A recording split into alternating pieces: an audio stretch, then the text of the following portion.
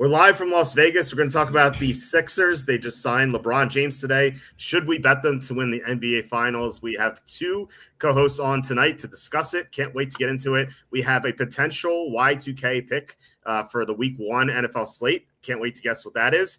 And then we're going to talk about some futures and some many other things on tonight's show. Before we get into it, please hit like, subscribe, comment below, share this video. Visit the link in the description for the merch store. I'm just going to skip the intros because we have a lot to talk about and only a couple hours. So going from top to bottom, we're joined by Quacky T. Tom, how are you on this Friday evening? Walter, Andy, here we are again. Hello to you and hello to everyone out there in the Walter Football family. It's an honor. I'm like on Mount Rushmore of the WalterFootball.com guest with the great Andy Iskoe. And you're the cream in our Oreo. a thorn between two roses. Right in the middle. Yeah, well, I'm excited to get into this. I cannot believe, first off, that being from Pennsylvania, I cannot believe that LeBron signed with the Sixers. But I'm excited to get into that, and I do, as you said, I have a potential Y2K pick for Week 1. What is the Y2K? Is that like what you call your handicapping method or something? Well, no, the Y2K pick is just something I made up for it's like the lock of the season. I've only ever had 3 Y2K picks, and they're 3-0. I thought the Y2K was like the play that worked, like the last game of the 1999 season. No, it's just it's just an arbitrary title, but they're undefeated, so they are undefeated, and some of them have been eeasy wins, like the Eagles over the Vikings that won Monday night in Week 2. That was a great one. But we're gonna. I'm very excited to guess what it is. Can't wait. And we're also joined by Andy Iskoe from thelogicalapproach.com. Andy, how are you tonight? I'm doing fine. It was fun to spend some time with you the past couple of days down at Tuscany and having a couple of meals and signing up for contests and just talking football like we do every year when we get together, and just having a lot of fun getting deep into the football right now. As I mentioned, I'm writing up all my season win totals that I finally put down on paper once I've probably made decisions on about 6 to 8 of them right now. So I'm working on those as well as doing a lot of other computer work getting set for the season, because August 29th actually is the first meaningful game of the college football season. There are 8 of them. And then the NFL gets off to a late start this year. I think the 9th, I think, is the Seattle hosting New England, which is about a week later than we're used to having. But that means the regular season extends a little bit into January as well. And looking forward to finding out how accurate we are from our thoughts right now to our thoughts, let's say, after Week 2. Yeah, I can't wait. I think this is the latest the NFL season can start, as long with the rule of starting Week 1 right after the weekend after Labor Day. So that's Labor Day. Yeah, Labor Day this year is or I should say, September 1st is a Tuesday, meaning Labor Day is the 7th. Yeah, I mean, regardless, they gotta start a little earlier so they can fit in some more international games, don't you think? Yeah, that's exactly what we need. We need. Well, that depends what you mean by starting earlier. Do you mean starting earlier this season or starting earlier East Coast time for those international games? No, an earlier date. Yeah, we need 4 a.m. Games on the far side of the moon. Have 1 week that's all international venues. Or all international stadiums, every team travels. That would be interesting, because ESPN did that for many years. Remember not Midnight Madness, but they took one. It used to be like in early December, and they would play like 24 hours straight of college basketball games, like one every 2 hours. I forget, it would start at the 10 p.m. on a Monday, and they'd play like 12 games through at 10 p.m. on a Tuesday. Maybe the NFL could do something like that. You allow 3.5 hours let's say 4 hours for a game with overtime and things and post-game shows. So you could have 6 games in a 24-hour period from 6 different locations around the world. I think my wife would put my stuff on the lawn if that happened. I don't think she'd probably cancel your TV cable. Right. For a week. Well, exactly. And how far removed do you think we are from having teams play multiple games a week, and we just have expand the rosters, double the roster spots. So as money hungry and grubbing the league is, I don't think that will ever happen. It's bad enough playing Sunday and Thursday for 2 teams. having to go 4 days without, Right. of rest, with a day off to recover or 2 days off to recover. But I can't see teams playing. I could see a scenario, however, where you might have teams play on a Sunday, then different teams play on a Thursday, then different teams playing on the following Sunday, then the following Thursday, and you could probably end up having a 20-week schedule or something like that. But you need certainly, or you know what? You could certainly have need 2 buys. Yeah, you could have the Eagles and Cowboys play Monday the 14th, Tuesday the 15th, and then Wednesday the 16th, and then they can have a day off, and then we have Eagles Giants on Friday the 18th, 19th. And Actually, we talk about this. We talk about the scheduling a lot, and I wish the NFL would do something that is fair to the teams involved. Makes a great deal of sense. I think it would create a additional interest. Every team in a division should have the same bye week. There shouldn't be any advantage for a team. Well, some teams I think have bye weeks as early as week 5. Others have to wait till like week 12. Now, you could have 8 consecutive weeks. Let's say the AFC East has the first set of buys. The AFC North has the second, etc. Have all 4 teams have the same buys so that you don't have a team that goes 12 weeks and then all of a sudden they're playing a team that's been off for 6 or 7 weeks because it's a division game. Yeah, I agree with that. I mean, if you have, and I think all the buys should be close to the middle of the season. Like you have 2 divisions have buys on week 8, 2 on week 9, 2 week 10, 2 week 11. I think that makes the most sense because week 5 and week 14 buys just seem unfair as well.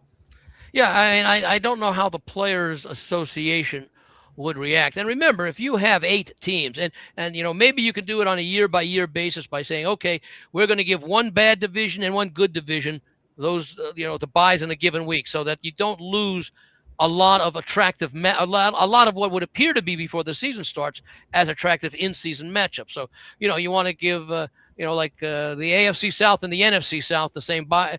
You wouldn't want to give them the same bye week, but you might want to give the NFC West and the let's say the NFC South the same bye weeks, because you got mediocre teams in the NFC South. You've got 3 really good teams in the NFC West. So you're not eliminating a lot of very attractive games because you've got, like, say, the AFC West would be playing that week. You'd have the NFC East playing that week, and other teams that are a little bit more balanced than, say, the South. And however you want to rate that on the previous season. One thing I like to do, and it's just as part of the report that I put out on my season win totals, is I do take a look. And Walt, you've mentioned it before about the 4 Super Bowl teams from the last 2 years all played. What was it? The NFC South. Yeah. Okay. What I like to do each year, and I may even call it up if the subject comes up for what I have this year, is I like to take a look, and as part of my season win total analysis, I basically look a lot at what the division's record is. Let's say the NFC East in non-division games, okay, which comprise effectively 11 of their 17 games. The other 6 games are the interdivision games, okay? Right. So what I'd like to do is I also like to break down, okay, what 2 full non-division divisions did these teams play in 2025 versus what they're going to play in 2026. I'll do the NFC East as an example because that's the one that I started writing everything with. And so, for example, in I'm going to have to adjust this a little bit. So it'll take a while, but it's like, let's say the AFC East played the AFC North and the NFC West last year. That's an example. And this year they're playing the AFC South and the NFC East or something like that.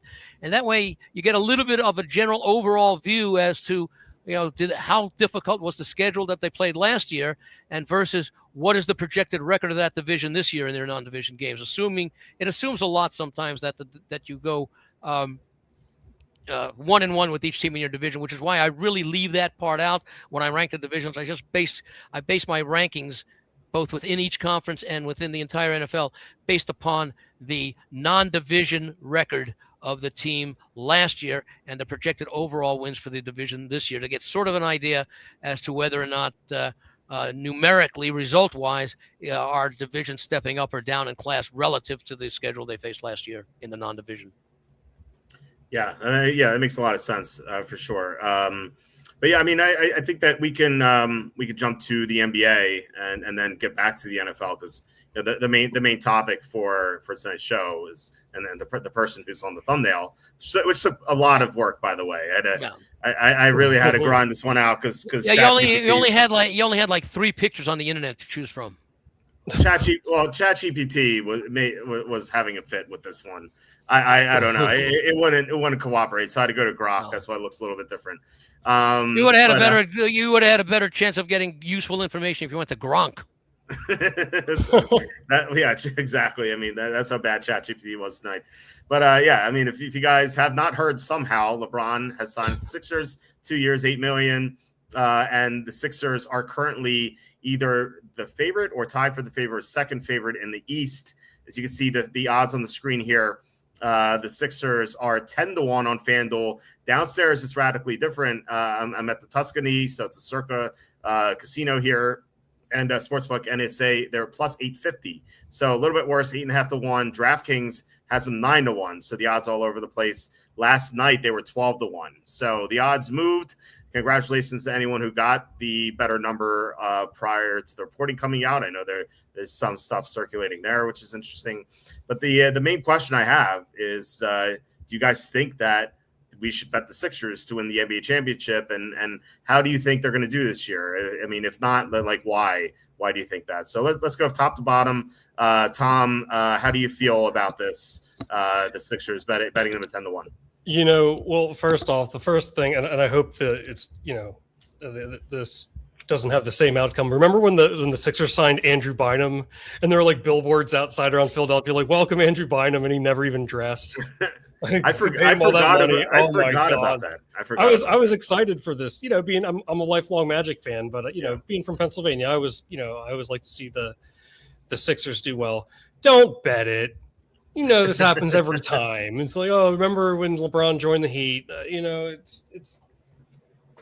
It's not always gonna. It's just not that easy.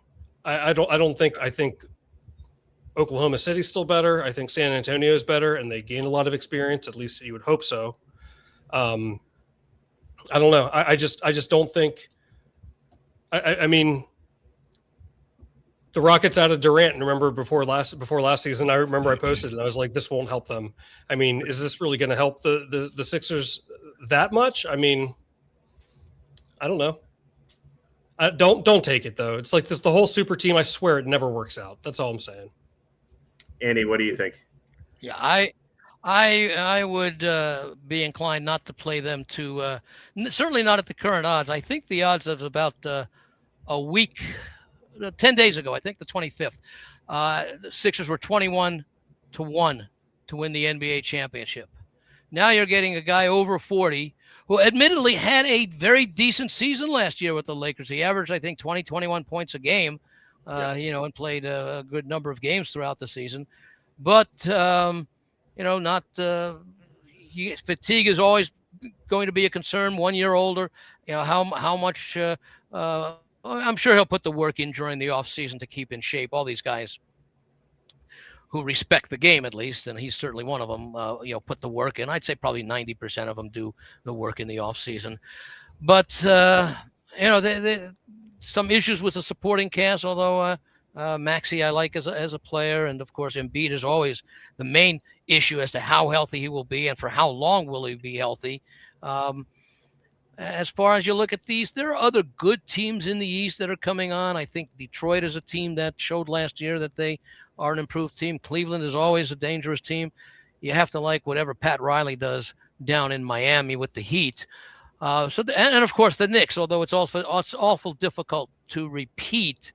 I like the Knicks roster, but they're the team with the target on their back going back into next year. And then Boston always finds a way to put together a very good roster, and of course they showed that with some of the moves that they made in some of the bigger trades of the offseason. So I think even coming out of the East, it's a stretch to make a case for the 76ers. But let's see what the roster looks like on opening night. I think what we see, Walt, they said that last night, actually early this morning at Tuscany, the Sixers were 12-1. Yeah, I don't know what they were last night. I sort of half jokingly said they were probably at 4 p.m. yesterday, 4 p.m. on Thursday. They were probably, 16-1. Someone got some information somewhere and went to a book, and all the other books followed suit and just dropped it on air rather than on action, and dropped it from let's say 14 or 16-1 without money, dropped it to 12-1, and then when the announcement came in today and additional money started coming in, and books actually started taking liability, but instead of the let's say the 14-1 that they might have taken their last Thursday bet at, they took it at 12-1, and it went down. I think did we see anything below 8-1 today, Walt? I didn't see it. 8.5-1 is the lowest I saw. And I think I saw plus 350 on the conference odds. Okay. A little bit less than half of what they saw. I do not think, if this were LeBron, who was 10 years younger and joined the 76ers, even at these odds, I would say it would probably be worth a play. But not, what's he, 41, 42? Yeah, I mean, he's 40 plus, right? So, yeah. Go ahead. So I just think there's like high chance this is going to be like a too many cooks in the kitchen sort of scenario. Well, I think LeBron, with Doncic coming over, what was it to the Lakers? LeBron seemed to be comfortable playing a secondary role. Yeah. So yeah, I think that's an issue. Yeah. I think his leadership will be a positive on the court. He'll get players to focus and take things a little bit more serious than perhaps they might otherwise have. Although I think, again, most players do take it seriously, but every player is going to have moments or stretches where they may be down on themselves or a little bit too overconfident or something. I think LeBron can rein that in because of his experience. And certainly, even though he's still a player, he can be looked at as the elder statesman in the league, or just about the oldest elder statesmen in the league. So I think he carries a lot of positives that could help a team that has a blend of veterans and a blend of youth. And I think that's a decent way to describe the 76ers, at least right now. Yeah, I don't just go Walt. How dare you keep no, I was going to say, and I agree with what Andy said, where LeBron, I don't think the too many cooks. I think you can make the case without LeBron. Like they added Jaylen Brown, they already had Embiid and Maxey and Edgecombe was going on. So I think you could have made that case. You could have made that case before LeBron. I don't think LeBron will necessarily factor into that. My concern with the Sixers is also something that Andy said is the health of Embiid. If Joel Embiid's not healthy, they have to go against. Let's just say they make it to the finals. They have to go against Wembanyama or Holmgren. Like they're going to get killed in the paint without Embiid. And that's saying I don't even think they're going to get to the finals without Embiid. But hypothetically, if they do, he's always hurt. He's always banged up. Like you can't trust him. Like during the season, obviously they won't need him with all that talent in most games. But it's almost like you want to keep him in a bubble wrap to make sure he's healthy. And if he goes down, which I think there's a very, very likely case of that happening. So it's almost like asking Kyler Murray to play a full season. When I would think down, there might be a prop. Who will play more games for the 76ers, Embiid or LeBron? I thought you were going to say he was going to play more games than Embiid or Kyler Murray. I was like, I don't know. Okay, well, which team are you more excited about? This team or that Nets team with prime, Harden, Kyrie, and Durant? Which team do you think, like when that team happened, when that super team came together? Do you think you would be more excited about that team or this? I was never a fan of Harden, so I thought he's I was a choke artist. So I think this one. I mean, little game James. Yeah, that goes back to Arizona State. Like he choked in the tournament. Yeah, but they're still considered a super team. Of course. Yeah, of course. But who was it? Who was the third one you had that? With Kyrie Irving and Kevin Durant. Right. Okay, Kyrie. Yeah. Yeah. Kyrie was at what was he at the prime? Would you say he was at his prime at that point? Yeah, I think they were. Yeah. I think Durant was probably a little bit past, and Harden slightly past. Yeah. I never cared much for the surrounding talent. I mean, they had some nice teams in the early 2000s, but the latest one I think was a disappointment. Yeah, and then they were always you always had Boston in there too. Yeah, the Sixers have some decent depth. They signed Dean Wade. They have a couple guys on the bench who are decent. Like I think they're a really good team. Like if you told me like, hey, I want to bet this team to win the championship, I'm like, okay, I think 10-1's okay. But what I would recommend is maybe waiting, because there could be some chemistry issues. It's the first time not only LeBron's there, but also Jaylen Brown. They could mesh poorly. Remember that Heat team that Tom brought up? Like they started slowly, and then they caught fire, but then they eventually did not win. Well, keep in mind with Durant, Kyrie, and who we talking about? Harden. Durant, Kyrie, and Harden.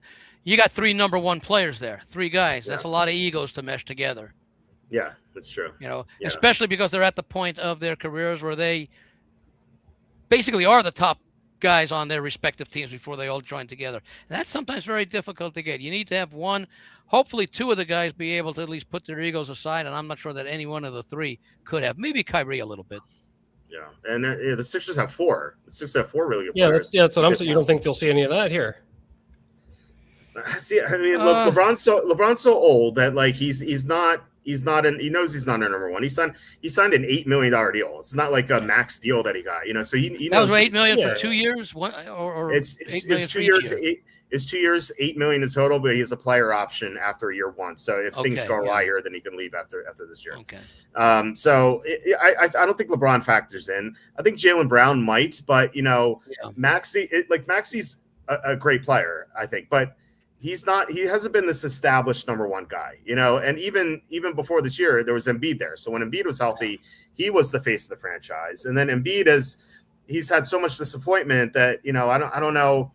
He feels like he doesn't have that same sort of winning ego that, those guys had. So I really don't know. And then Edgecombe, obviously. He doesn't have the tenacity. Right. I agree. And then Edgecombe, it's only his second year.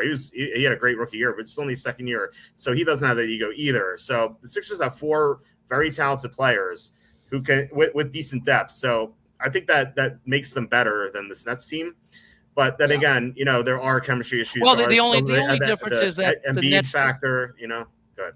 The Nets team had a lot of experience in those top 3. Right. Obviously LeBron has a lot of experience. Embiid has a lot of years in the league. Jaylen Brown's the champion, So and but you got Embiid, who has a lot of years in the league, but how many full seasons of 80 games? Well, it's 82, but let's say how many times has he played 75 games or more? I would not often. In fact, I don't think the 3 of them even played that many games together. Hey guys, give me. No. I'm talking about. I have to take these dogs out. Talking about Embiid. Okay. Talking Embiid. I'm so, okay. Oh, sorry. I'll be right back. To answer your question, Andy, Joel Embiid has never played more than 68 games in a season. How many seasons? Let's see, 1, 2, 3, 4, 5, 6, 7, 8, 9, 10. 10 years. Okay. He has. How many times do you think he's played 60 plus games? I'll say. If I'm going to be wrong, I think I'm going to be too high, but I would say 6. I would say 4. 4. Okay. How many times has he played 55 plus games? Well, the easy answer would be 2, so I'll say 3. No, 55, not because he's 60 plus games 4 times. So 55. I would say, if it's a surprising number, it would be 2, but I'll say 3. I'll say there's only one time that he played between 55 and 60.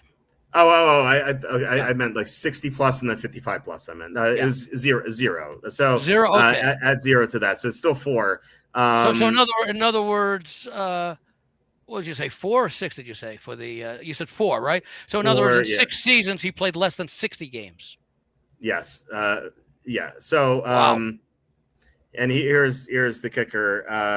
How many times has he played at 40 plus games in total? 40 to 82. How many times out of 10 years? Actually, well, we know it's 4 when you put the number at 6.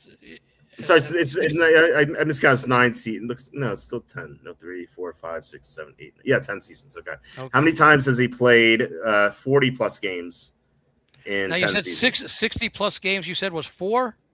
4, yeah. So it's got to be from 0 to 4. For how many games? 40 or more? 40, yeah. I'll split the difference. I'll say 2. Okay, I'll word it another way. He has played fewer than 40 games 4 times in his career. So it's just been one injury after another. So in other words, there's not been a season that he's played between 40 and 60. 40 and 51. He played 51 twice. So here are the number of games. 31, 63, 64, 51, 51, 68, 66, 39, 19, 38. That's how many. So 4 times he's played more than 60. Yeah. I might have, yeah. You read the numbers by season instead of by descending order. Oh, I could do it. 68, 66, 64, 63, 51, 51, 39, 38, 31, 19. So 4 games, both 38 or less, I think, or 39 or less, 38 or less. Yeah. Yeah, which is basically the equivalent. So that's basically those. That's like read 39, 38. What are those last bottom 4 that you said? 31 and 19. That's 50, 127. So that's like in 4 years he's played the equivalent of a full season and a half. Yeah.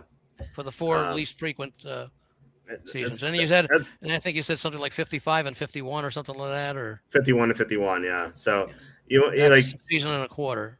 Yeah. So that's why I said you got to put them in bubble wrap. And it's bad. Look, I mean, you take a look at some of the guys who had unfortunate careers because of injury. Look at Bill Walt and all the injuries he had, and I'm trying to remember who it was. Bowie, I think. Sam Bowie, yeah. Sam Bowie. I don't know if he ever played a full season. If he did, he didn't play more than 2, I would think. But unfortunately, there are a lot of, especially the big guys, who are fragile. Yeah, and you would expect that to happen. Yeah. Like I said, that to me is the bigger factor. Can it stay healthy? If he's healthy for the playoffs, and that's all they need him for, then they have a good chance, I think. Yeah. But I can't count on him staying healthy, so that's that's also possibly 20 to 25 games if they reach the finals. Yeah, and by the way, as we were talking, FanDuel dropped this from 10 to 1 to 9 to 1. I just saw that. Someone that was Tom's bet? Yeah, it's Tom bet. Yeah. That's why it disappeared. Yeah, he was walking the dogs. He was playing the dogs. Yeah. I had to make a call. Connected. Yeah, you're in Florida. You can't do it. You had to call someone. Yeah. You had to get my slips out. Right. You wear slips? I didn't know. No, betting slips. Yeah. One betting disc, please. Is that BETT or BEDD? TT. Okay. Betting. Yes. Okay. Betting. Okay. Yeah. Okay. So I think we're in agreement that probably not a good idea to bet the Sixers here. Although my dad really wants to, so if he bets it, I'm going to bet it just for fun. But I think it's a better idea to just wait a little bit. Is that going to be the equivalent of his Steelers over the win total bet? No, that's my father-in-law. Father-in-law, right? Okay. Yeah. Which, by the way, my father-in-law officially did not bet the Steelers to go over. So that's the first time. Does he usually have you make the bet when you're out here or something?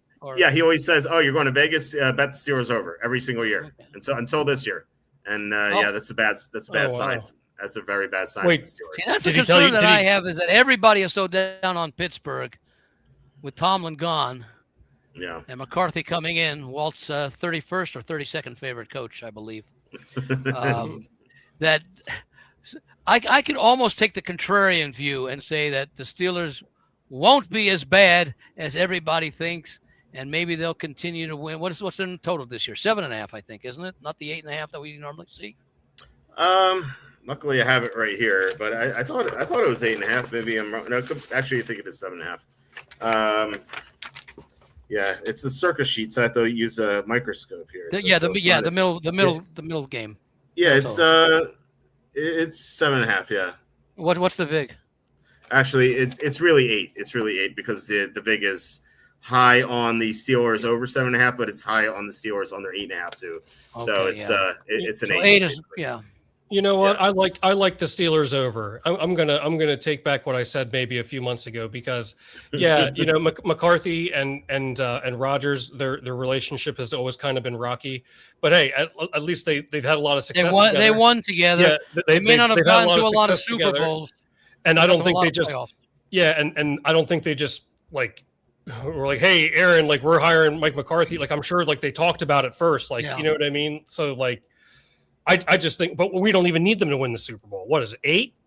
I say take the over. 8 and 9. I mean, there's enough familiarity. I think there's a greater chance of the familiarity helping them be better than it being a calamity because they don't get along. So I'll take the over. Go ahead, Andy. I think the other thing is I think McCarthy has confidence in Rodgers. So if he wants to change the play, McCarthy's okay with it.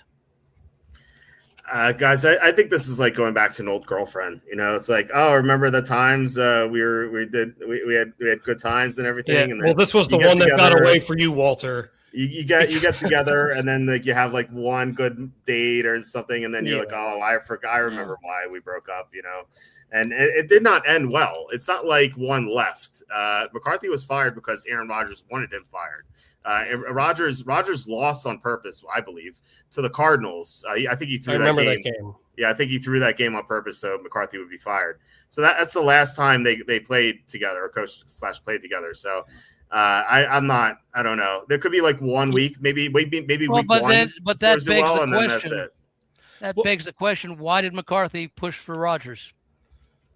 Because he had no other options. Yeah, but he could have gone with that. He could have gone with someone in the draft. He could have waited for the waiver wire. There's no one in the draft, though, unless they. And then why did Rodgers agree? If there's that much animosity between them, it's two lonely people getting back together. Oh, Rodgers probably would have been happy to retire.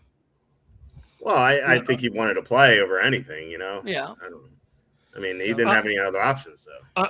I'm just saying too. I mean, who's to say that McCarthy isn't going to approach it differently? Okay, like you know, we've all I feel like been very critical of his coaching. Me especially. I'm a fan of the team, but like I feel like if they probably had a talk like, hey, like we'll do things a little bit differently this time. You know, like put the differences aside. I think there's a much greater chance of that happening than it's going to be the same way, and like we're going to have the same frustrations, Aaron. Like, cool. I always find that if a coach makes the playoffs with a 10-win team, he's done a pretty good job. And that maybe the failure to go deep in the playoffs, you can question some of the coaching decisions, but the players still have to execute. And sometimes they can call the right play, and the play just doesn't go. The quarterback throws the ball too high. The receiver doesn't catch it. There's a ball tipped at the line of scrimmage. The play is okay. The players just didn't execute it for whatever reason. So I think sometimes now, like you could talk about Dan Campbell going for fourth and whatever instead of kicking a field goal that would give him a lead. That's something you could pin on the head coach, but that's also a head coach who makes those kind of decisions. So we shouldn't be surprised for it. And one of these days, I was going to say one of these days it's cost them. That day's already in the past.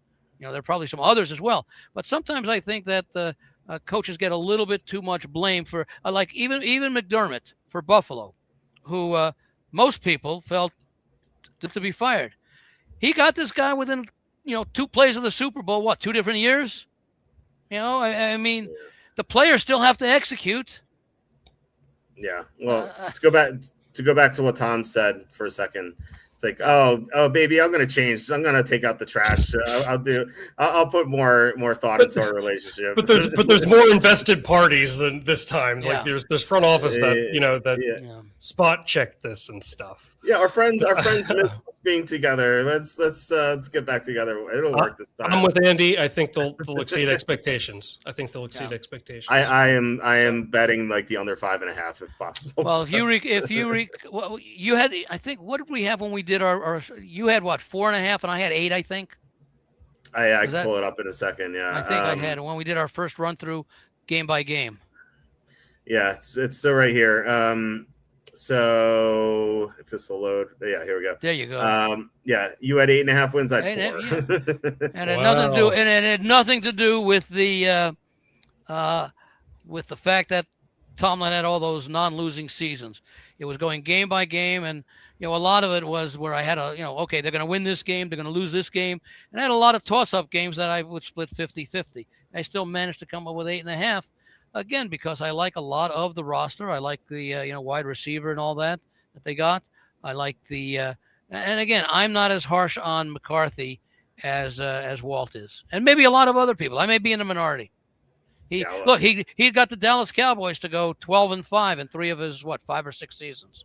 Yeah, those are some really good teams, though. But keep in mind, there are a lot of other really good teams in the NFL that he's competing against. Yeah, well, I should note there on this graphic, this is before the Garrett trade. Yeah. So I would lower the Browns by 2, maybe put the Steelers up by 1 or something. So you would lower the Browns to 3.5? Yeah, I think so. Yeah. Well, I guess we'd have to go back and see what you did on those specific games. But you probably had Pittsburgh and Cleveland splitting, I'm guessing. I think so. So we're going to do that soon anyway. We're going to go game by game like we did, but no toss-ups this time. We'll go win-loss. So that'll be fun. We'll do that in the coming weeks to kind of like nail down what we're going to do for these totals. But yeah, I have some futures here that I want to discuss before. And by the way, when you take a look at the division, with the exception of Cincinnati, McCarthy, well, of the 4 head coaches, McCarthy has the most NFL experience in the division. Harbaugh and Tomlin gone. Yeah. And was it Taylor at Cincinnati? Yeah. Well, Zach Taylor has a lot of experience being bad. So he's also having injured quarterbacks too. Yeah, that's true. The Ravens, man, that team ain't never going to do nothing, man. I'm telling you, they're just never going to get over the hump. That's another team. I don't remember what I had, but I know that my thinking for the last month has been the under. They just won't. 9.5. I take no pleasure in saying that's their total. I think the totals. They're 11.5. They're 11.5. The Ravens 11.5 or 10.5. 11.5. The Ravens and Rams are the only teams at 11.5. Oh, okay. Yeah, that's what they're the two favorites. I definitely like the under. Yeah, I'm right. I'm right on the number, so I'm not going to bet that either way. Yeah. We had a comment here that I wanted to get to potential week 1 pick. Harambe saying, "Hey guys, it's going. I don't know all these moves for the Sixers. Not a fan of futures bets. They tie up the bankroll for a long time. Yeah, so I agree, Harambe, for the most part. So if you're doing like minus 110 bets on like overs and you're tying it up for 6 months, that I don't think is good. But if you can get even plus 250, plus 300 for 6 months, you can triple your money over 6 months. I think that's worth it. But then you're talking about like Super Bowl futures as well. Maybe you'll get 15-1, 20-1. Like that is certainly worth it. So it really depends on what your number is. Well, the other thing, and he sort of brought it up, too many uncertainties as to how it'll work. It's not like you're bringing in a player right near the prime of his career, which could make a difference for a team like the 76ers. You bring, Jaylen Brown was that player to bring in. Yeah. And that still only had the odds at 21-1. Right. Exactly. Yeah. How much is LeBron worth? I suppose if they drop the odds to 16-1 from 21-1, you could give it some thought. Because is that the good price for that roster? Possibly, because we haven't seen all the moves that are going to be made, but anything under 10, it's like betting the Rams now at 5.5-1. Yeah, you need not. You should have bet them the night before. You should have you should have bet them the night before the Garrett trade was announced. Right. Yeah. Or get an odds boost. I got like plus 825 with an odds boost, so I think that's okay. And shout out to Eitan Chandler, who was a co-host on the show for about a year. He had the Sixers at 20-1. He bet them at 20-1one. So for this year? This year, yeah. So he got in like a few weeks ago. Yeah. So and he posted on X and he said championship season. So he's a pretty sharp guy. So it's pretty cool to see that, and he lives locally here. If you look at the roster, you could make a case that all things being healthy, 20-1, it was a reasonable price, but that would put him 4th or 5th choice in the East at that point. Yeah. You probably would have. I haven't looked at the NBA odds. I think I may have them somewhere. I think I may have left them in the car, and I think I picked that sheet up today. But I would have to think you're looking at Boston, probably New York, probably Cleveland, probably Detroit, just off the top of my head as being more than here's the Eastern Conference odds. The Magic. Don't forget. Yeah. The Eastern Conference odds. The Knicks are plus 330, Sixers plus 350, Celtics 5-1, Raptors 8-1. They got Leonard. Pistons plus 850, Cavaliers 12, Heat 13, Pacers 14, Magic 19, Hawks 20, and then you go down. Yeah. So I think if you had the Sixers in that let's say 12 to 14 range for the conference. Mm-hmm. This roster might justify something like that. Oh yeah, I think so. But again, there's the question of how effective will LeBron be, and how healthy will Embiid be. And while Tom was out making his futures bet that dropped it to 9-1. Oh, I mean walking the dogs. You explained, Walt, what the number of games played by Embiid was throughout his career, and so it's more likely that he doesn't play more than 65 games based upon his career. Okay. Yeah. So that's just one more uncertainty that says that even if you have the value is often based upon the health. Now, I don't know if the odds makers put anything into the odds for the 76ers based upon making some assumptions about Embiid, because, it's kind of like with the 49ers and Christian McCaffrey. Well, at least last year he had an injury-free season, but how much is that possibility factored into the odds? I wouldn't think very much. Because it's let the public factor that in when they make or don't make their bets. Let the odds makers do it based upon the factors that they use, the talent, the sequencing of the schedule, whatever they go into making it. I would say I think they are less likely for future bets to put in, hypotheticals about injuries. We know every team's going to have injuries. We don't know for whom, to what style of player, and the length of time that they're going to miss. Yeah, there's a lot of recency bias too. Oh, it looks like Tom may have gone to make another wager. I walk the dogs again. Yeah, he saw the Eastern Conference. It's going to be 6-1 in like a minute here. Well, we have the Eastern Conference odds. If those drop, Tom, we gotta talk here. So yeah, I mean, I don't know. The Magic are 19-1 to win the East. Take it, man. Give it a shot. The Magic. Every year with the Magic. Like if I didn't have the Magic bets, I would have. The Magic are the Magic of the Atlanta Falcons of the NBA. I don't want to hear it, man. I don't want to hear it. One day they'll win a title in my lifetime. One day they'll get it. Well, I just read a study that some Russian scientists determined that all things being equal, based on evolution and everything in the body, that the maximum lifespan is between 146 and 194 years. No one's made it over 122 yet, but if you can even approach the 122, you may be right about the Orlando Magic.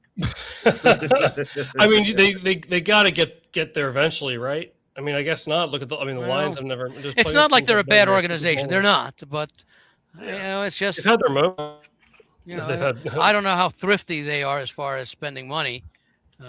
Look, they did have Shaq for some time, so. Oh man, what a team! What a team! Well, they went to the wire with the Pistons. They choked it away, but they didn't have Franz Wagner. So maybe if they stay healthy, like if, but.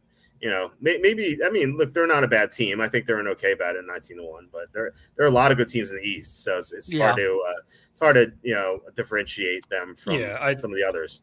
I'd sooner stay away too. I'm just, I gotta have my shameless plug. Most of the regular viewers know I'm a lifelong Magic fan. Of course, I did bet the Pistons at 25-1. What year? For which year? This year. This past year or the coming season? This upcoming season. I bet them at 25. Okay. The 26-27 season? Yes. Thank you, Andy. I like the Pistons. As a team. I don't know if I would bet them. I haven't really done any studying of that yet, even after the draft, because there's still a lot going on. Yeah. But they are certainly a team that appears to be in the upper half of the Eastern Conference. I'll go that far. Yeah. To me, they're a young team getting better. Cade Cunningham got hurt last year. That derailed them. They're the number one seed before that, and they're still the number one seed, but because they're well ahead. But I don't think Cunningham was ever really. Well, injuries really affected Detroit and Boston.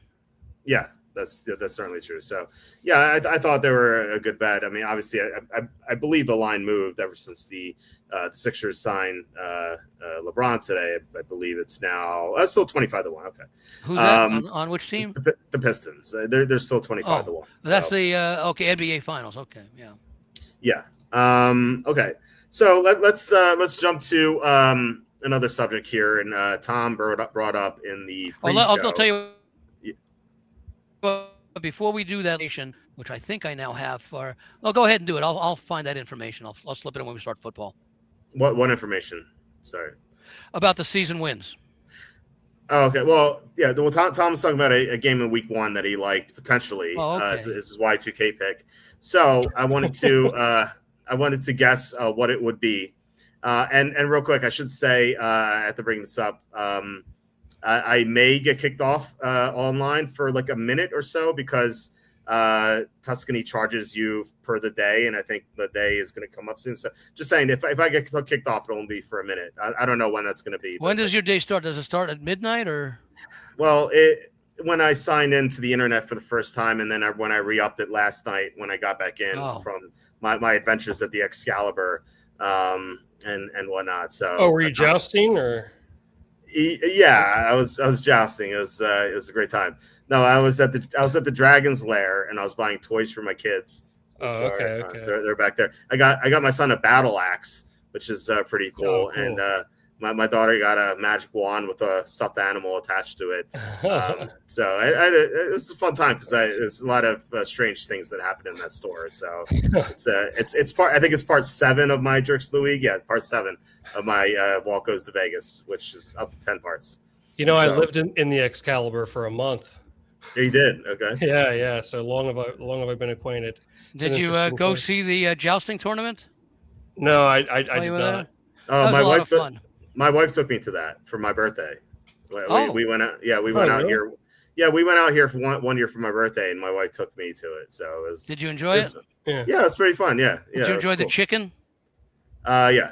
It was. Yeah, the food is good. The tournament was fun to watch. It was fun. But all right, let's get to the game that we're going to talk about or potentially talk about. So I wanted to guess what it would be, and I think that there was some news today regarding this player, and I think that may have piqued Tom's interest. So I'm going to here's Tom's already saying no. I'm double bluffing you with my reaction. Yeah, right. I'm going to guess, and then I'll make one guess, and Andy, if he wants to, you can make a guess, and then we'll keep guessing. You're going to tell us about the player that you're talking about? No, this is a game for week 1. No, but I'm saying that the news about a player today. Oh yeah. So the player. Well, let me highlight this team first. I think it's the Chiefs. Don't tell me, Tom. Yes, no. Until I explain. Chiefs -2.5, -118, 3, -105 here at Tuscany. Right. The news is that Patrick Mahomes is going to be ready for week 1. That news was out the other day. Yeah, well, yesterday or today. Wednesday, I think I saw it come over. Was it Wednesday? Okay. Well, it's we haven't had a show since, so okay. Maybe Tom. No, because I was thinking maybe there was some other player that news came out about today. Oh, okay. And then when I thought you may have mentioned Kansas City, I said, "Oh, that must be the news." So maybe when you were traveling or whatever, you may not have heard it the other night. Right. I was traveling Wednesday plus Thursday. I had a lot to do. So So the Chiefs are hosting the Broncos -2.5. They did not make the playoffs this year. Denver had 14 wins. Yet Denver's an underdog. And I think that the public will be on Denver. It seems like a very Tom type of play to bet against a publicly backed underdog, and to go with the Chiefs team that everyone's counting out. Is the Chiefs your Y2K pick, Tom? I'm allowed to reveal it. No, you can't reveal. No, yeah. I was trying to stay stone faced that time. Okay. No, it's actually not. And I'm here to tell you, if Mahomes plays in that game, that's a mistake, man. Don't do that. Come on. Okay. Why are they going to do that? Come on. I agree. I wouldn't bring him in. All right. I will make a guess. I'm going to sort of do. Okay. Is it a not an interconference game? No, not an interconference game. Okay. Is it an AFC game? No. Okay, that goes that way. Well, I'm here to just tell you. It's a whole time. It'd be too obvious. You're not a big favorite player, otherwise you'd be on the Chargers. But you said it's an NFC game. I don't think it's the Chargers. I could see. Let me go down because there are a whole bunch of interconference games the first week. No, it's not an interconference game. No, you're saying it. No, I'm saying that. I'm trying. That's why. Okay. It's an NFC game. You said. Correct. Yeah. Oh. Okay. I think I know this. Why am I not seeing it here? Yeah, let me see here. I think you're going to go with the Carolina Panthers. Going to go with the Panthers, Walter. Do you have another guess? Or is it the Panthers? Or it's not the Panthers. Okay, I do have some guesses. Go ahead. Go ahead. By the way, if we talk about coaches who are awful in weeks 1 and 2. Pretty. There you go with Denver. Denver, right? Dave Canales with the Panthers. Now I know that it's only 2 years. No. In those 2 years, he's been blown out in every week 1 and week 2 game. So it's something to file away. But didn't he make the one of the last year? Didn't he make the first game close at the end? Carolina. That was week 2. The week 2 against the Cardinals. Arizona. They were getting. They were down 17 in the fourth quarter, so they were getting blown out. Yeah. Okay, so my guess, and I can't believe I didn't guess this first. It's going to be the Minnesota Vikings as a home underdog here. I know Tom hates the Packers this year. He's a Packers fan. He's a Packers fan, but he is realistic about it, and I think he knows when his team is bad. And I agree. I think I'm way under on the Packers. I bet them under 7.5 at plus 280. I think. Did you bet it? Yeah, you bet them under the 8.5 and the 7.5, right? Only I will do under 8.5. I was looking for a better number. 7.5 I already did. 7.5 is the alt line. Yes. This team is not going to have Parsons. They may not have Jacobs. They lost members of their offensive line. They lost Rashawn Gary. They lost their offensive coordinator. They lost their quarterbacks coach. If they don't have Parsons, they ought to trade for a guy named Bishop to start the season. They should bring back Brady Papinga. Oh yeah, the cartoon. The Looney Tune. Yes. Tom, is it the Vikings? Yes, indeed, it is the Vikings. This line is a joke, man. The Vikings should be -3. I'm not kidding you. And they lost. I actually look under. I look under in the game. And I like the under too, but I think the Vikings run away with this one easily. And not only that, because Green Bay has that whole Josh Jacobs, situation hanging over their head. By the way, is that a wager based upon Kyler Murray or McCarthy starting, and would it change if it's McCarthy instead of Kyler Murray? Well, it would. So that's why I haven't put the Y2K stamp on it just yet, because it's based on Kyler Murray starting. But I'm telling you what, this Vikings team played really showed a lot of improvement at the end of last year. I mean, they beat the did they win four or five in a row at the end? Did they win 5 I think in a row? They were 4 and 8, I think. And they beat the Lions with Max the Golden Gopher Brosmer. So like that defense was really stepping up, in what were meaningless games. So I just think this is reputation for Green Bay. I think they're going to get absolutely smoked. I don't see how this is close. They lost Romeo Doubs and they lost Dontavian Wicks, who was a secondary receiver, but that's, they're losing some of their depth. Their wide receivers that they do have get injured. There are other players that are good or coming back from serious injuries. So I think the Vikings could win handily. Weren't we talking, Walt, about Minnesota? We were talking about Chicago, Detroit, and we know about Green Bay. But weren't we talking about Minnesota as because of that defense, that if Kyler Murray shows anything, that could be a playoff team and because of their defense and because of the close games that Chicago won last year, that they might, Chicago could add a touchdown this year with Ben Johnson his second year. Or they could lose some of the close games. That was because of Minnesota's defense, which I think we would all agree is the best in the division by far. That they just need average offense. They could be the Trent Dilfer Baltimore Colts. Yeah, and I think that Murray's never had this sort of coaching. I'm not a fan of Cliff Kingsbury. He's had him. Yeah, he had good talent around him, but not the kind of coaching he's never had Kevin O'Connell type of coaching, and I think that could be huge. Now with him, I mean, we talked about it like about 20 minutes ago. Like, can Embiid stay healthy? Can Murray stay healthy? That's the question. But for week 1, you don't really have to worry about that. Murray should be on the field unless knock on wood, he gets hurt. Depends on the contract situation. Does it depend on his contract, or is that all settled? No, I think it's settled. So, yeah, look, if it's McCarthy, if for some reason he wins the job or if Murray gets hurt, then you're not going to get +1.5. You might get +3 at that point because the sentiment on McCarthy is so down. Is that the line now? 4.5? It's +1.5. +1.5. Okay, yeah. Yeah, the Vikings are 1.5 point underdogs at home. Yeah, so that's what I thought. That does assume Murray will play. Yeah, I think so. And yeah, the Vikings I think are better than the Packers, and they should be favorites. I agree with Tom. I think they should be -3 at the very least. Packers have a lot of issues, and not having Parsons is huge. Like I keep saying this over and over again, the Packers did not win a single game after Parsons got hurt.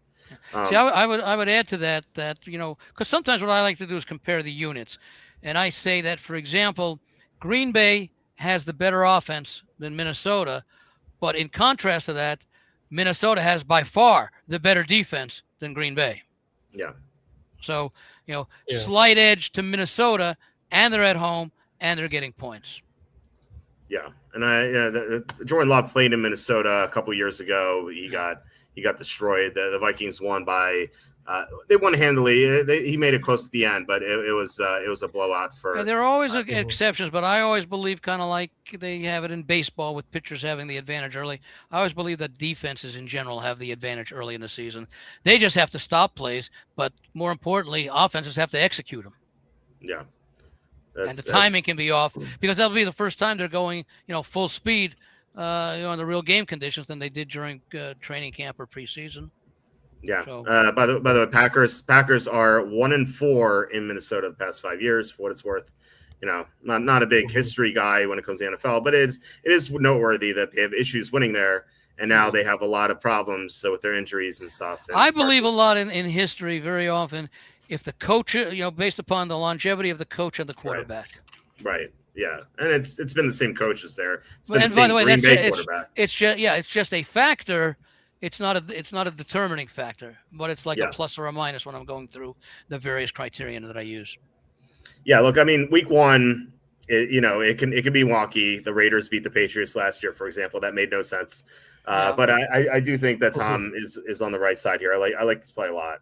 And I think New England beat the Patriots. New England beat Cincinnati in week one the year before. That's right. It was either the year before or 2 years before. I think it was the year before.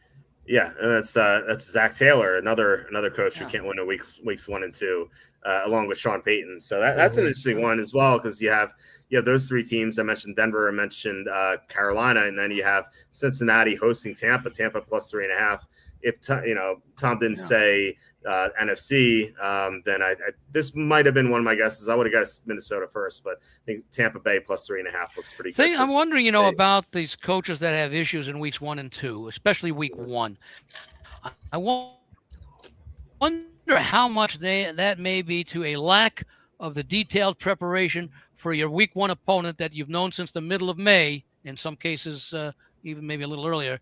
The lack of preparation that some coaches put in compared to the preparation beginning in May that you put in, let's say, your first week opponent with a lot of the stuff that you want. And that would tend to be the one that you would at least devote a good deal of your your OTAs on, as far as just making basic preparations. And maybe that's part of it with some of these coaches that don't place that great attention to detail, or maybe they approach preparing for upcoming opponents throughout the season, not just early or late, in a different manner. Yeah, it's weird because it's not always bad coaches. Like Sean Payton is a great coach, and he just can't win weeks 1 and 2. It's awful record. I think it's 3-20. Best play call in Super Bowl history. Yeah, I mean best play call in Super Bowl history. Yeah, that's up there with the Philly special. That's better than the Philly special. Yeah, that's better than the Philly special. Yeah, I know, but it's in that pantheon. It's it was a very ballsy call that he did, and it worked out, and they won that game. Are you anti-Philly special, Andy? No, I thought it was a great play. I know, but given the game, there's a difference between a great play and a great call that gets executed in times when you probably what's the chance of recovering an onside kick in general under the old rules? What is it, 10% maybe? Not even? Yeah. What is the chance of recovering an onside kick to open the second half of any game when you're behind at halftime.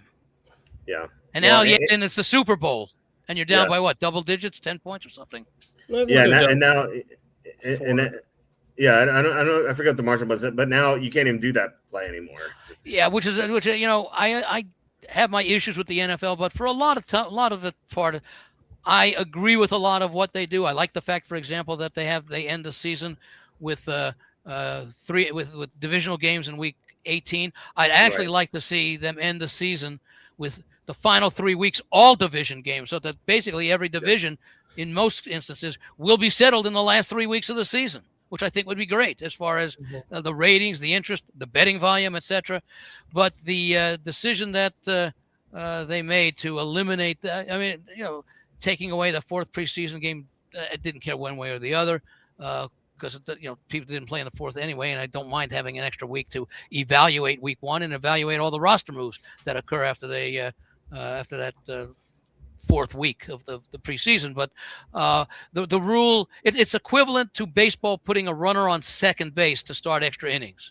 That's not baseball, and football does not take away.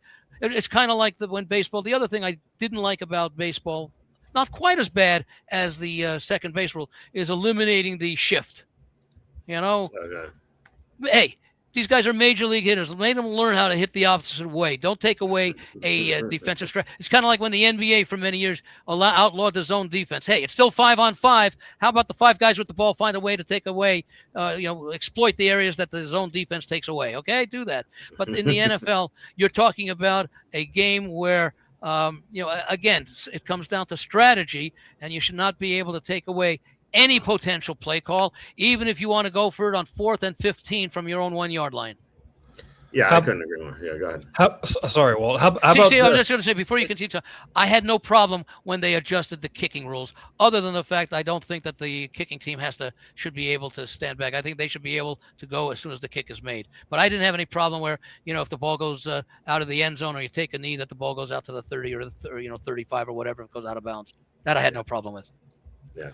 What do you think about this idea? Instead of an onside kick, a team gets like one standalone play and you have to convert like a 4th and 20 something. I think they may have talked about that. Yeah, I thought I heard that too. Like a few years ago. I think I heard it twice or something the last few years. No, that's still not football. That's still not football.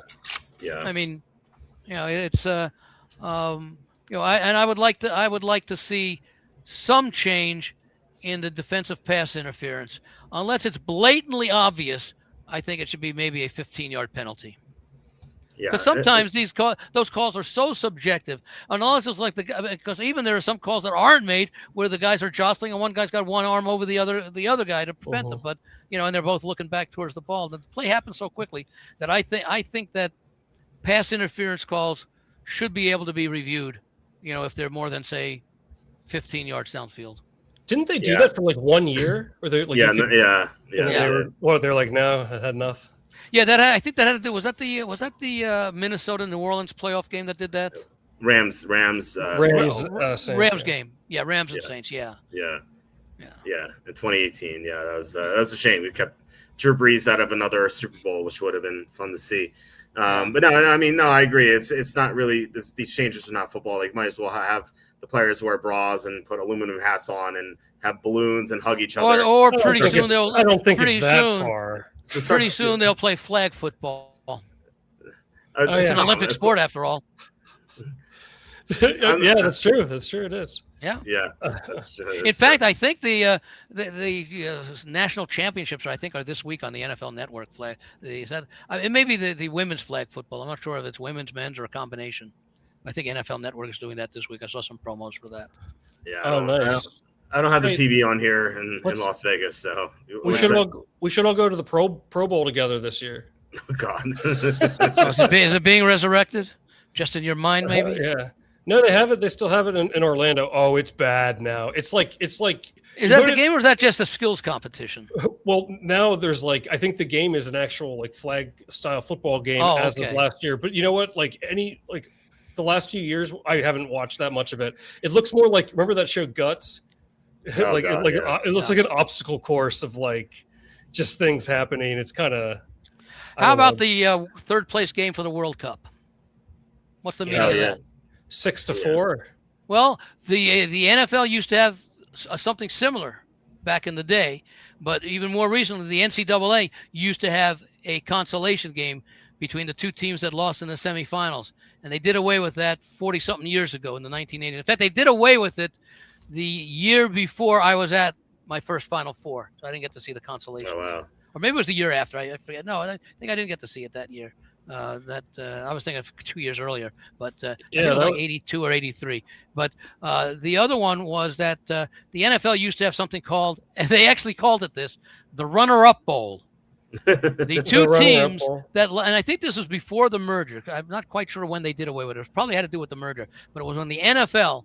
The two teams, it used to be, I think this was way back in the early 60s when I think they just had the East and the West. And you had, I think, the East, the top two teams in the East played each other for the right to go to the NFL championship. And I think the top two teams in the West did the same thing. The losers of that game would play in something called the runner-up bowl. That's crazy. I don't know how much money they got paid. Yeah. Oh, nice. Google it. That's my answer. Google it. You might get a right answer. I always love watching the runner-up bowl every year. Or you might get the answer that I got today. And I don't have arguments with with Google or the other AI things out there. I have discussions with them, and it's always about there it is. The playoff bowl. Yeah. It's called the playoff bowl. Okay. No, but look at the last paragraph. The last sentence of the first paragraph, rather. It was originally the runner-up. Yeah, and then they decided that sounded too negative, too degrading. But in any event, they what was I saying there about the? I lost my train of thought there, so it'll come back at some point. It's okay. We were talking about the runner-up bowl. Oh, I was talking about.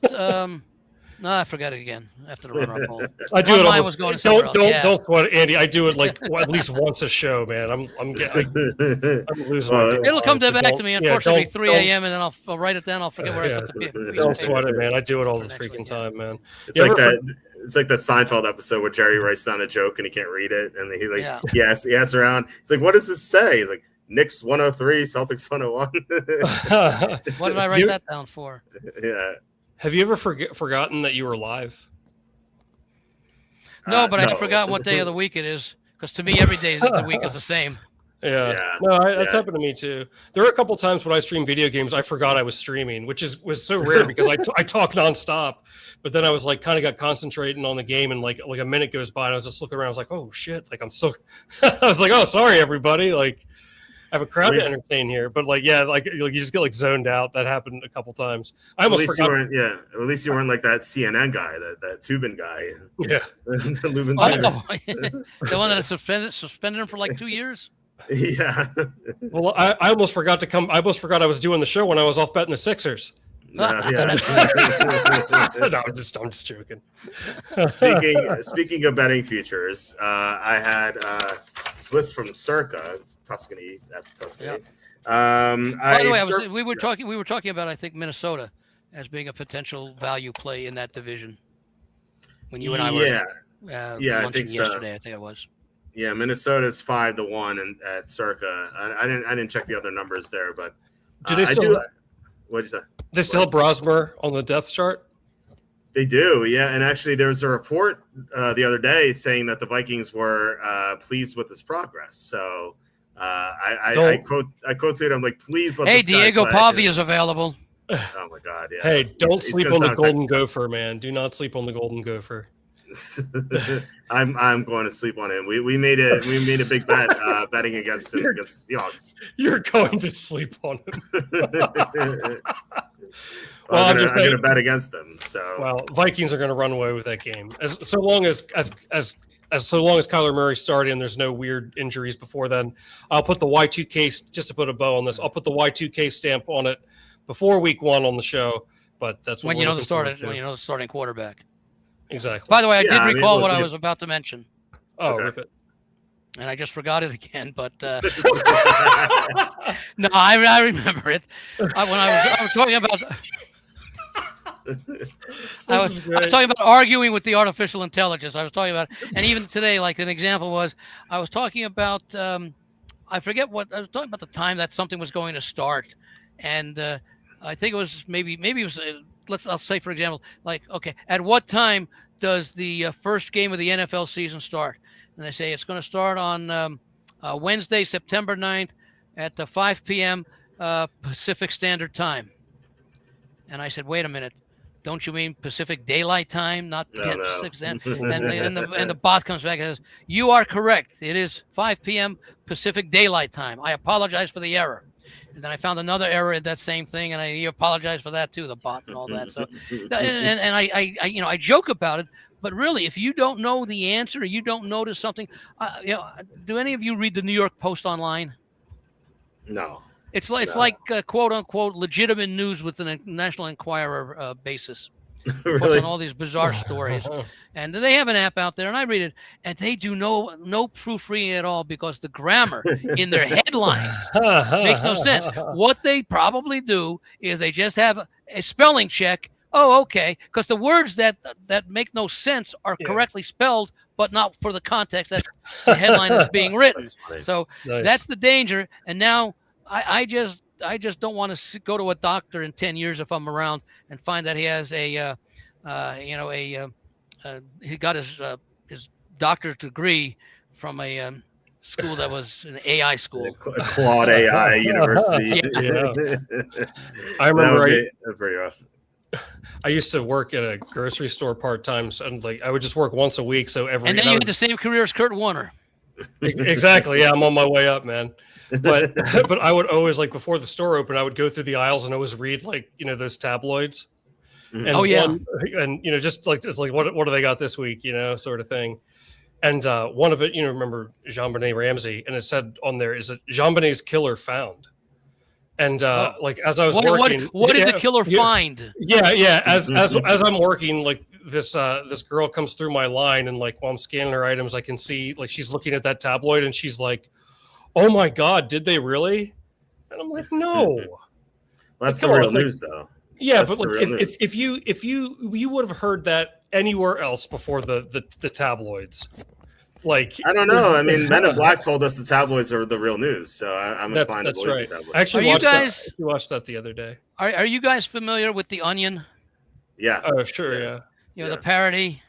Yeah. They put out a book. Let me see if I can find it here. They put out a book at the end of the millennium called Our Dumb Century. Okay. Which made fun of a lot of things, but my favorite one of all, and let's see if you can read this. Oh, there's profanity on there. Yeah, that's a great headline. That's exactly what the guys who wanted to for the Monday morning after the moon landing. This is probably what they wanted to put on the front page of the New York Times. That's funny. When I worked in the newsroom at the Westchester Daily Local, we had two guys who did the pagination, putting the stuff on each page, and they would write the headlines, and they would have a competition of who would write the funniest headline each day for each thing. Now they would eventually erase it and put in the real one, but that's what they would do. Is they would leave up one and then they would leave up the other, and people would vote on which one was the funniest. So remember last year when Cam Schlittler of the Yankees had that great game in the playoffs? You were telling me about that. I didn't remember, but he told me. And the New York, and I figure he had 12 strikeouts or something. It was either against Boston. He had tonight. I think he had 12 strikeouts tonight. I didn't see tonight, but because I remember I was watching, my sister brother-in-law were in town, and we were watching the playoffs before we went out for dinner. Anyway, Cam Schlittler pitched this remarkable game. It was I don't know if it was his first major league start or certainly his first postseason start. Anyway, the headline in the New York Post the next day: "Holy Schlitt." That's a good one. That's a good one. Yeah, that's the New York Post does some great headlines. The one that they're most famous for is what is it? Headless body found in topless bar or something like that. That's good. I was arguing with AI a lot preparing for this show. Are you talking about me or artificial intelligence? Artificial intelligence. We didn't argue. Yeah, we didn't argue today. Yeah. No. The artificial intelligence trying to make the thumbnail for this video, which was a headache and a half because it just wouldn't accept it for whatever reason. And I guess it had to do with the girl who just kind of broke social media the past 24 hours.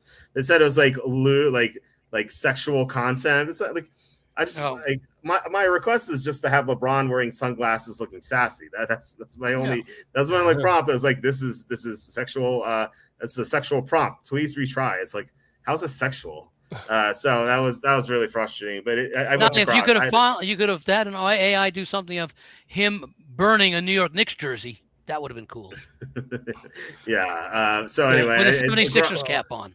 Grok saved me a little bit, but well, so. next time for the thumbnail, just do a picture of the runner-up bowl logo. All right. I have some props or features that I circled. The first one's simple. I have some more complex ones, but I circled Saints plus 310 to win the division. That's better than anything I found. Yeah, it's better than anything I found in other sports books. So I was looking about that. Tom, I know you like the Saints. Andy just said that he's in favor of that one. So is Tom? Would you bet that one? The Saints plus 310 to win the division? Yeah. Yeah. I mean, I don't. Yeah. No. I guess that's a pretty good number. Yeah. I think they're going to win that division easily. What are the prices? What are the prices on Tampa Bay and Carolina in that division? Same book. We have Tampa plus 200. We have Carolina plus 325, and the Saints are plus 310. Okay, yeah. The Panthers, by the way, just got some bad news. Yeah. One of their edge rushers, Nick Scorton, out for the year. It's not a make or break injury, but it's bad because he was going to be their second best pass rusher. So he's out. They did sign Jalen Phillips, so that's it's not going to limit them, I don't think. But if they suffer more injuries to their edge rush, then that's where they could be in trouble. I have 2 MVP considerations. Maybe you guys can tell me which one you like more. I have Justin Herbert at 15-1, and I have Trevor Lawrence at 20-1. And my thought there is I like them both. Yeah, my thought there is Herbert having a new offensive coordinator with Mike McDaniel on a team that's going to be really good this year. I think that he could have an amazing season, his best yet. And then with Trevor Lawrence, we saw what they did weeks 9 onward when they got Jacoby Myers. Parker Washington came on. I think they could pick up where they left off. And they have it's the second year in that system, so there's not going to be a slow start. And Trevor Lawrence scores rushing touchdowns, so that's a big factor when these voters vote. When they look at all the stats to see all the passing and rushing touchdowns, to see a high number that makes them inclined to. Who are the top 2 favorites? And the odds? The top 2 favorites are Josh Allen at plus 620 and Lamar Jackson at plus 750. And who's after that? Both rushing quarterbacks, by the way. Yeah. And then Joe Burrow at plus 900 after that. Yeah, I kind of like Burrow, but I'd like to get better than 9-1. But I do like Herbert Lawrence. Herbert, he's had a pretty consistent career. You know, 2 of the years, of course, with Harbaugh. Trevor Lawrence, the only concern I have, as I have with Jacksonville, but more so with Trevor Lawrence, is that he emerged as a quarterback, that we thought he could be coming out of Clemson, largely due to the tutelage he had with his coach last year, who came over from Tampa Bay, as I recall, and worked with Baker Mayfield before that.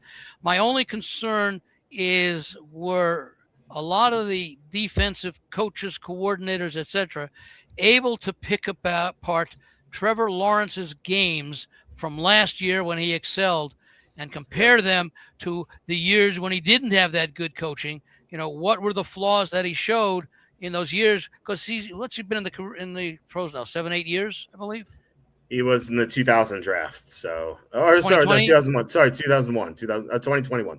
21. 1, 2, 3, 4, 5. Okay, so it's 5th year. I thought it was a little bit longer. But the point is that maybe they've had a chance to break down his game and saw some flaws that the coaching staff was able to cover up last year. That's, again, I don't know if that's true or not, but that's normally my concern when you have a quarterback who shows a dramatic increase with a new coach in 1 year, kind of like Sam Darnold in Minnesota 2 years ago. And, then he went to, Seattle and obviously proved that with a second new coach, that 2024 was not a fluke. Right. Yeah. So that's that. And by the way, I do like Jacksonville to go over. What is their total? 9.5. I think they are a double-digit win team, because I think that their improvement was solid, and you probably have some numbers on their defensive improvement that Jacksonville showed last year. Yeah, they were in the top 10 of EPA defensively. Now they did lose Devin Lloyd, their best linebacker, but they do have good replacements for him too. So it's not like they don't have anything coming in. So yeah, we both have them here in the graphic that we both have them at 11.5 wins. Yeah. And as you said, they're 9.5. So I don't mind the 10.5 as the alt line there. I'm just looking at that now, and I'm not quite sure if I have Jacksonville ahead of Houston right now or vice versa, but I do have them both with double-digit wins. Yeah, and we were talking about this at lunch today, Andy. It's pretty remarkable that the Texans had 12 wins, the Jaguars had 13, and yet these 4 teams in the division, they played the NFC West last year. So they took on the Rams, the Seahawks, and the 49ers. All 3 of them not only made the playoffs, but did so with 12, and 14 wins. Yeah, and so these teams had very tough games. I believe the Jaguars lost to Seattle and the Rams. They beat the Niners. Whereas the Texans lost to the Rams. They beat the Niners, and the Seahawks they lost to the Seahawks. So both went 1-2 against those 3 teams, and yet they racked up a lot of wins. Now they don't have to worry about those teams anymore. They still have some tough games, but the schedule should be easier for them this year. So I like both of these teams for sure. And then it's easier to attach MVP to the Jaguars, not so much with Stroud. No, because you usually give it to a quarterback, and I don't think Stroud would be that guy this year. Right. Yeah, I mean, if you want to go Will Anderson, Defensive Player of the Year, I think that could be a way to do it for the Texans. But the Jaguars, they're more balanced. I was talking about, I'll give you the example, the NFC East, okay? Their projected wins this year is 35, which is number 3 out of the 4 teams in the 4 divisions in the NFC, and I think it's tied for 3rd. No, that's an old number. But last year, the 2 full divisions that they played outside of their division, the NFC East in 2025 faced the NFC North and the AFC West. Okay, of which there were, I would say, 7 good teams out of the 8, the exception being the Raiders, and I'll still put the Chiefs in there, even though they were 6-11. But they are not a 6-11 team last year, other than all the close games they lost. This year, replacing the NFC North is the NFC West for the NFC East, and replacing the AFC West is the AFC South. Mm-hmm. Right. So I do that for all of them. So basically, for people who look at the report and they say, okay, how do these teams go? If you think, and I think that, okay, the NFC East faced 2 strong divisions last year.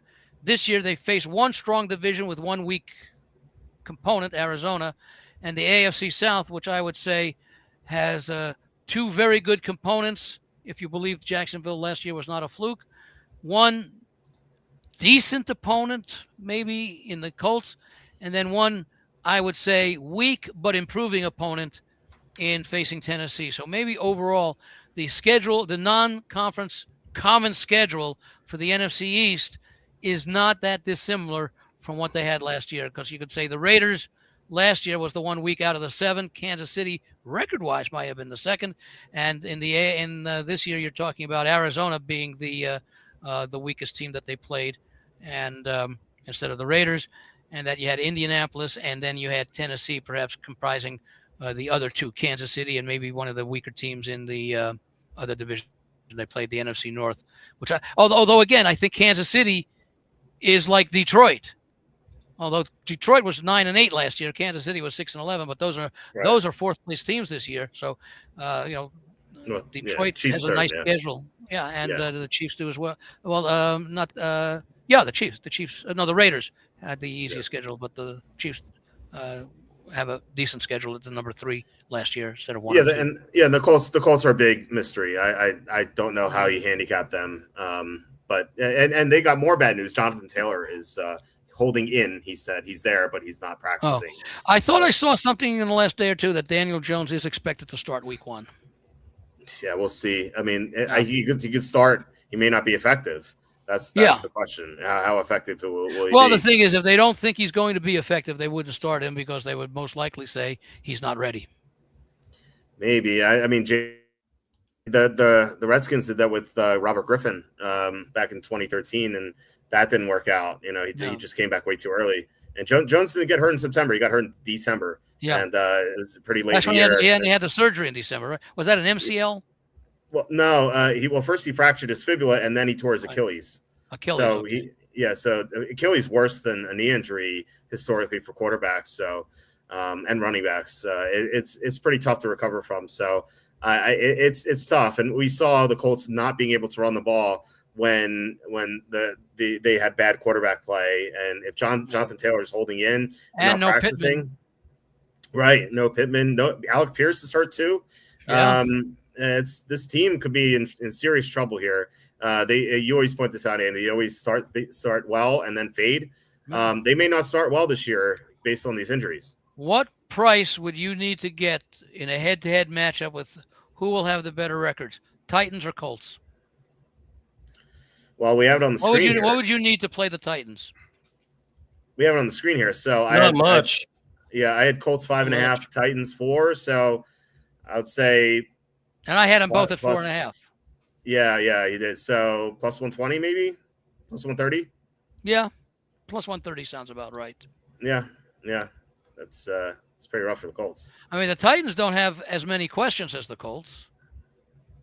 Right. Well, yeah. I mean, they got a new coaching staff, and I like the coaching hire. Stella, who will focus on the defense rather than just as head coach, and Brian Dable, who was able to do things with the Giants offense for a couple of years when they were healthy.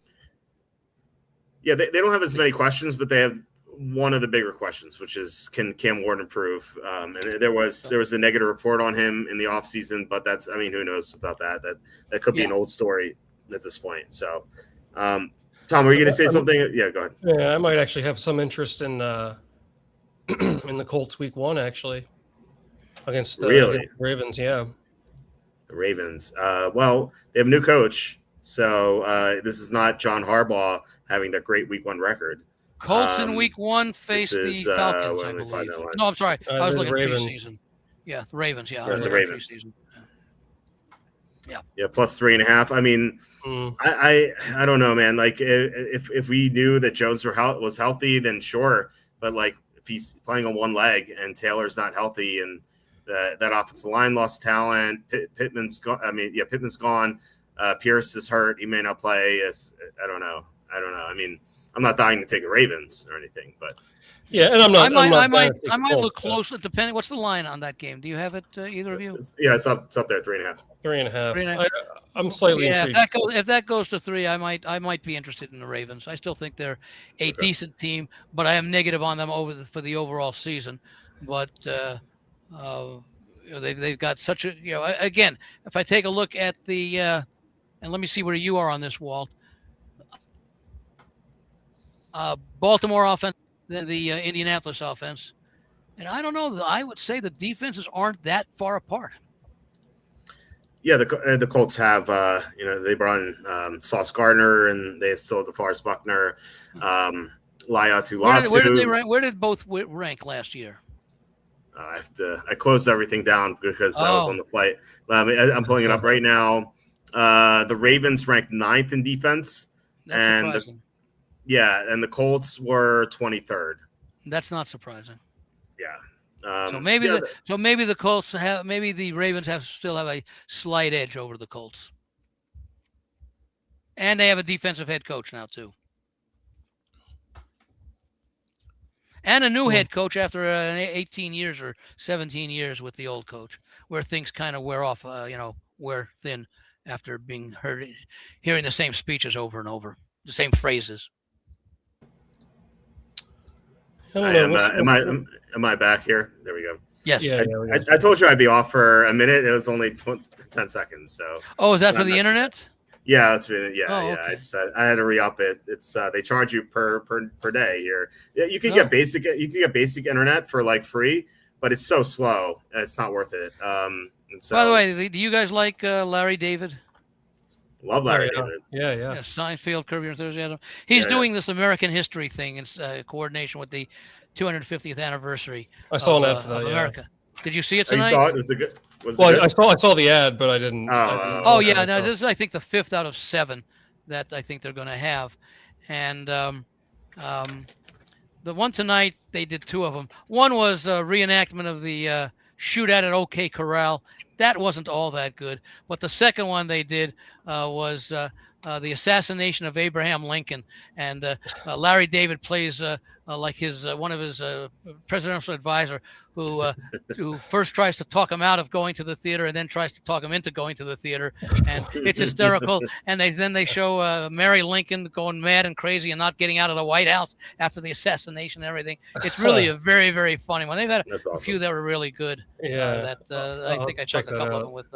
It's on every Friday night if you have HBO. Yeah, we talked about that. I have HBO Max, so I'll definitely so you check get it the out. reruns also. Yeah. I want to see it. All right, so we have about a half hour left. Let me shoot some of these at you. Okay, so most regular season rushing yards. I'm taking 2 long shots here. Omarion Hampton of the Chargers, 40-1, and Bashaw Tootin of the Jaguars, 75-1. The thinking there is the Chargers have Mike McDaniel, who is a great coach for running. A couple years ago, Raheem Mostert had 16 touchdowns under him, and he had previous success with McDaniel when he was coaching the Niners, assistant coach of the Niners. Hampton is a former first-round pick. He was a rookie last year, now second year. Very talented back. The offensive line's healthy now with Rashawn Slater and Joe Alt coming back, and this defense is good, so they're going to have a lot of leads in the fourth quarter. So I think Hampton's worth a shot at 40-1. And then Bashaw Tootin, 75-1. You have the running back whisperer and Liam Cohen. Every running back paired with him has been phenomenal. We saw what Travis Etienne did last year. He got benched for Tank Bigsby in 2024.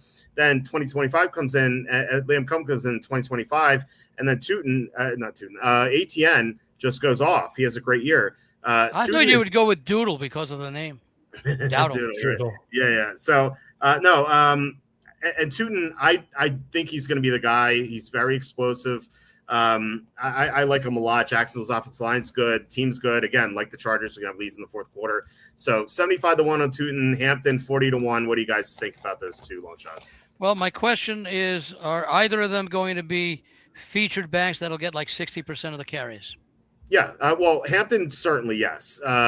Tootin is more of a question with Chris Rodriguez, but I believe he will be it too as well. Okay. I was thinking, what about Montgomery, who might see a lot of action in Houston to take some of the pressure off of Stroud?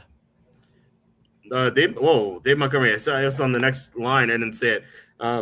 David Montgomery is 125-1. Well, that's a little attractive. That's not bad. I'm going to circle that one. My pen. I don't know.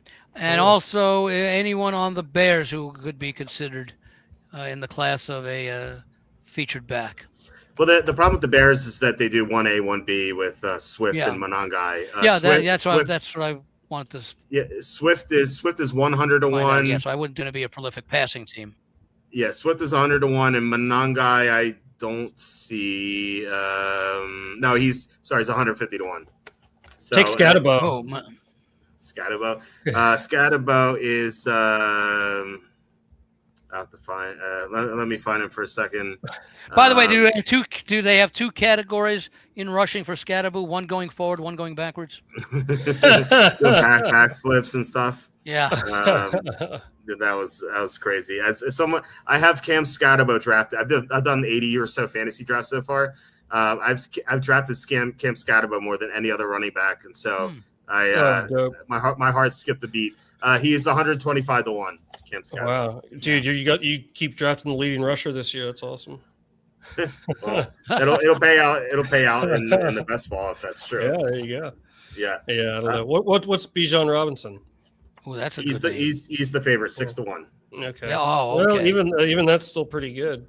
The three favorites are Bijan 6-1, Jonathan Taylor's plus 650, and Jahmyr Gibbs is plus 650.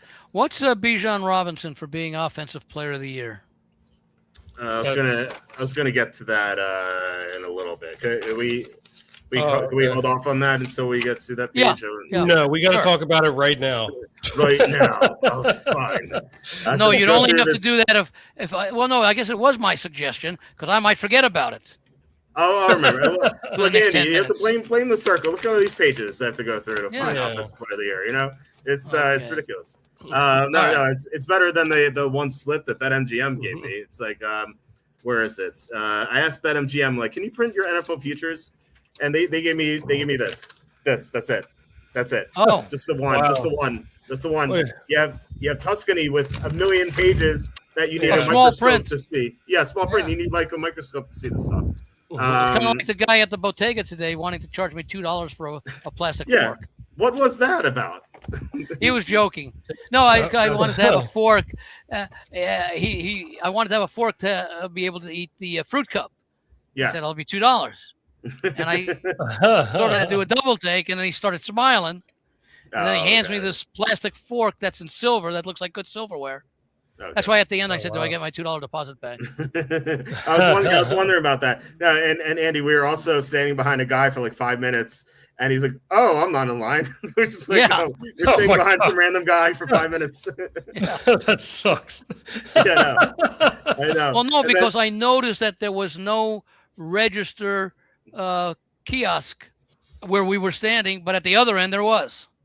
Right. And I always remembered placing, because it's the first time that I can recall being there when there were actually people in there ahead of us. Or ahead of me. Yeah. And so I make an order, right? After these 5 minutes, I make an order, and then Andy starts making an order, and what do you have? Is that a portable fan? That's a little portable fan, yeah. He's just trying to stay cool, man. Okay. What's that? I was like, he's just trying to stay cool, Walter. What's with all the questions? I'm sorry. I may step out and lower the AC a little bit. Yeah, I asked Andy if his AC worked actually in his house. That's a real question I asked him. Oh, okay. I really asked him that on Thursday. I actually had 3 meals today before noon. Because I stopped at Dunkin' Donuts before I met Matt over at Westgate. Then you and I went over to the bodega to have a hot dog and my fruit cup. Yep. And then Matt came back to give me the new card for the Westgate, and he and his buddy Ken and I went for a bite to eat in the Maryland's Cafe. What did I have there? I had I had French toast. So I had 3 meals before noon that could go for qualify as breakfast, lunch, and dinner. And so what did I have at dinner? So this was like noon. So I finally had something at 8 o'clock tonight. What was that? Italian ices, watermelon. Nice. 3 meals before noon. That's excellent work, man. Yeah, I know. What's excellent work was holding out for 8 hours. Yeah, that's true. Yeah, that's No. So anyway, to finish my story, so Andy and I are standing behind this guy for 5 minutes, and like, oh, I'm not in line. So I make an order, and then Andy starts ordering, and I move to the side, and then and then Andy starts talking to this guy about the fork and everything. So like we're there, and he's ordering for a couple minutes. And then some guy's been behind me the whole time. And he's like, "Hey, are you in line?" I'm like, "Oh, oops, no." Same thing happened. It's like the same thing, yeah. It's like the inconvenience version of the pass it on chain, like where you pay for the purse. What goes around comes around. Yeah, exactly. Oh, that's hilarious. That's hilarious. Yeah. Okay, so most regular season receiving yards. This stuck out to me. I think this guy has a chip on his shoulder. AJ Brown? AJ Brown, 35-1 most receiving yards. I think he's one of the best. He's one of the best receivers in the NFL. He's going to Drake May, the best quarterback he's ever had. Good offensive coordinator. Yeah, great. Yeah, exactly. Yeah, McDaniels. Actually, great. He's another one of those great offensive coordinators who just isn't head coach material. Yeah, like North Turner. Yeah, exactly. I think Brown could have a banner year, kind of like Randy Moss did going to New England in 2007. Now he's not as good as Moss, but with Drake May there, one of the best downfield passers in the NFL. I think Brown, like I said, chip on his shoulder. He wants to prove the Eagles that they blew it. He's going to be highly motivated. I love AJ Brown, 35-1. What do you guys think? No, I like that 35-1. Okay, what do you think, Tom?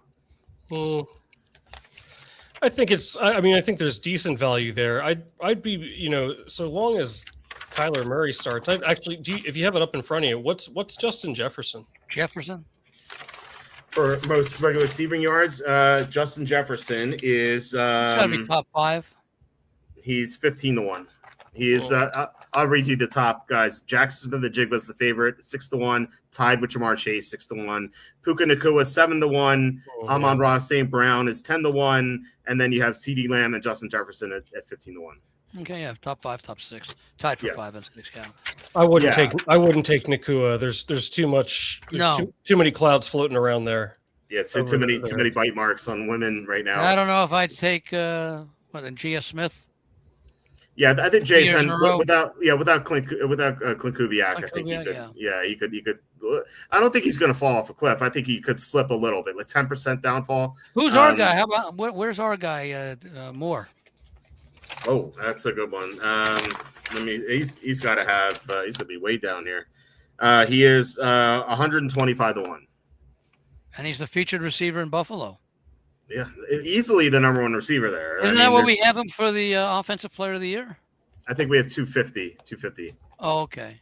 Maybe 125 is defense. Who we have? Hendrickson? Yeah. No, we have Hendrickson. I believe at 50-1. I think I can't log in. I could tell you next week. I can't log in here. Well, maybe I can log in, but I don't want to risk it. No. So anyway, speaking of AJ Brown, and we move to the category of NFL Offensive Player of the Year. You asked for Bijan, I believe, for Offensive Player of the Year, right? Yeah. Right, Andy? I think Tom did. Oh, was it Tom? Tom, you asked for it? He brought up the name. Maybe it was for rushing yards. Yeah, I think he brought up the name. Maybe. Yeah. And I said, what about Offensive Player of the Year? Somebody. Yeah. Okay. Yeah. So the favorite to win Offensive Player of the Year is Jahmyr Gibbs at plus 850, and then Bijan is second at 9-1. And then you have the top 5 are Puka Nacua 11-1, Jamar Chase is 12-1, and Christian McCaffrey is 15-1. AJ Brown to win Offensive Player of the Year is 55-1. I was going to suggest, since there's such a correlation, you would think that if a receiver is going to win Offensive Player of the Year, you may want to check out and see on certain players if you can get better odds for leading the league in receiving yards than for Offensive Player of the Year. Okay. Because I would say MVP for the quarterback. Okay.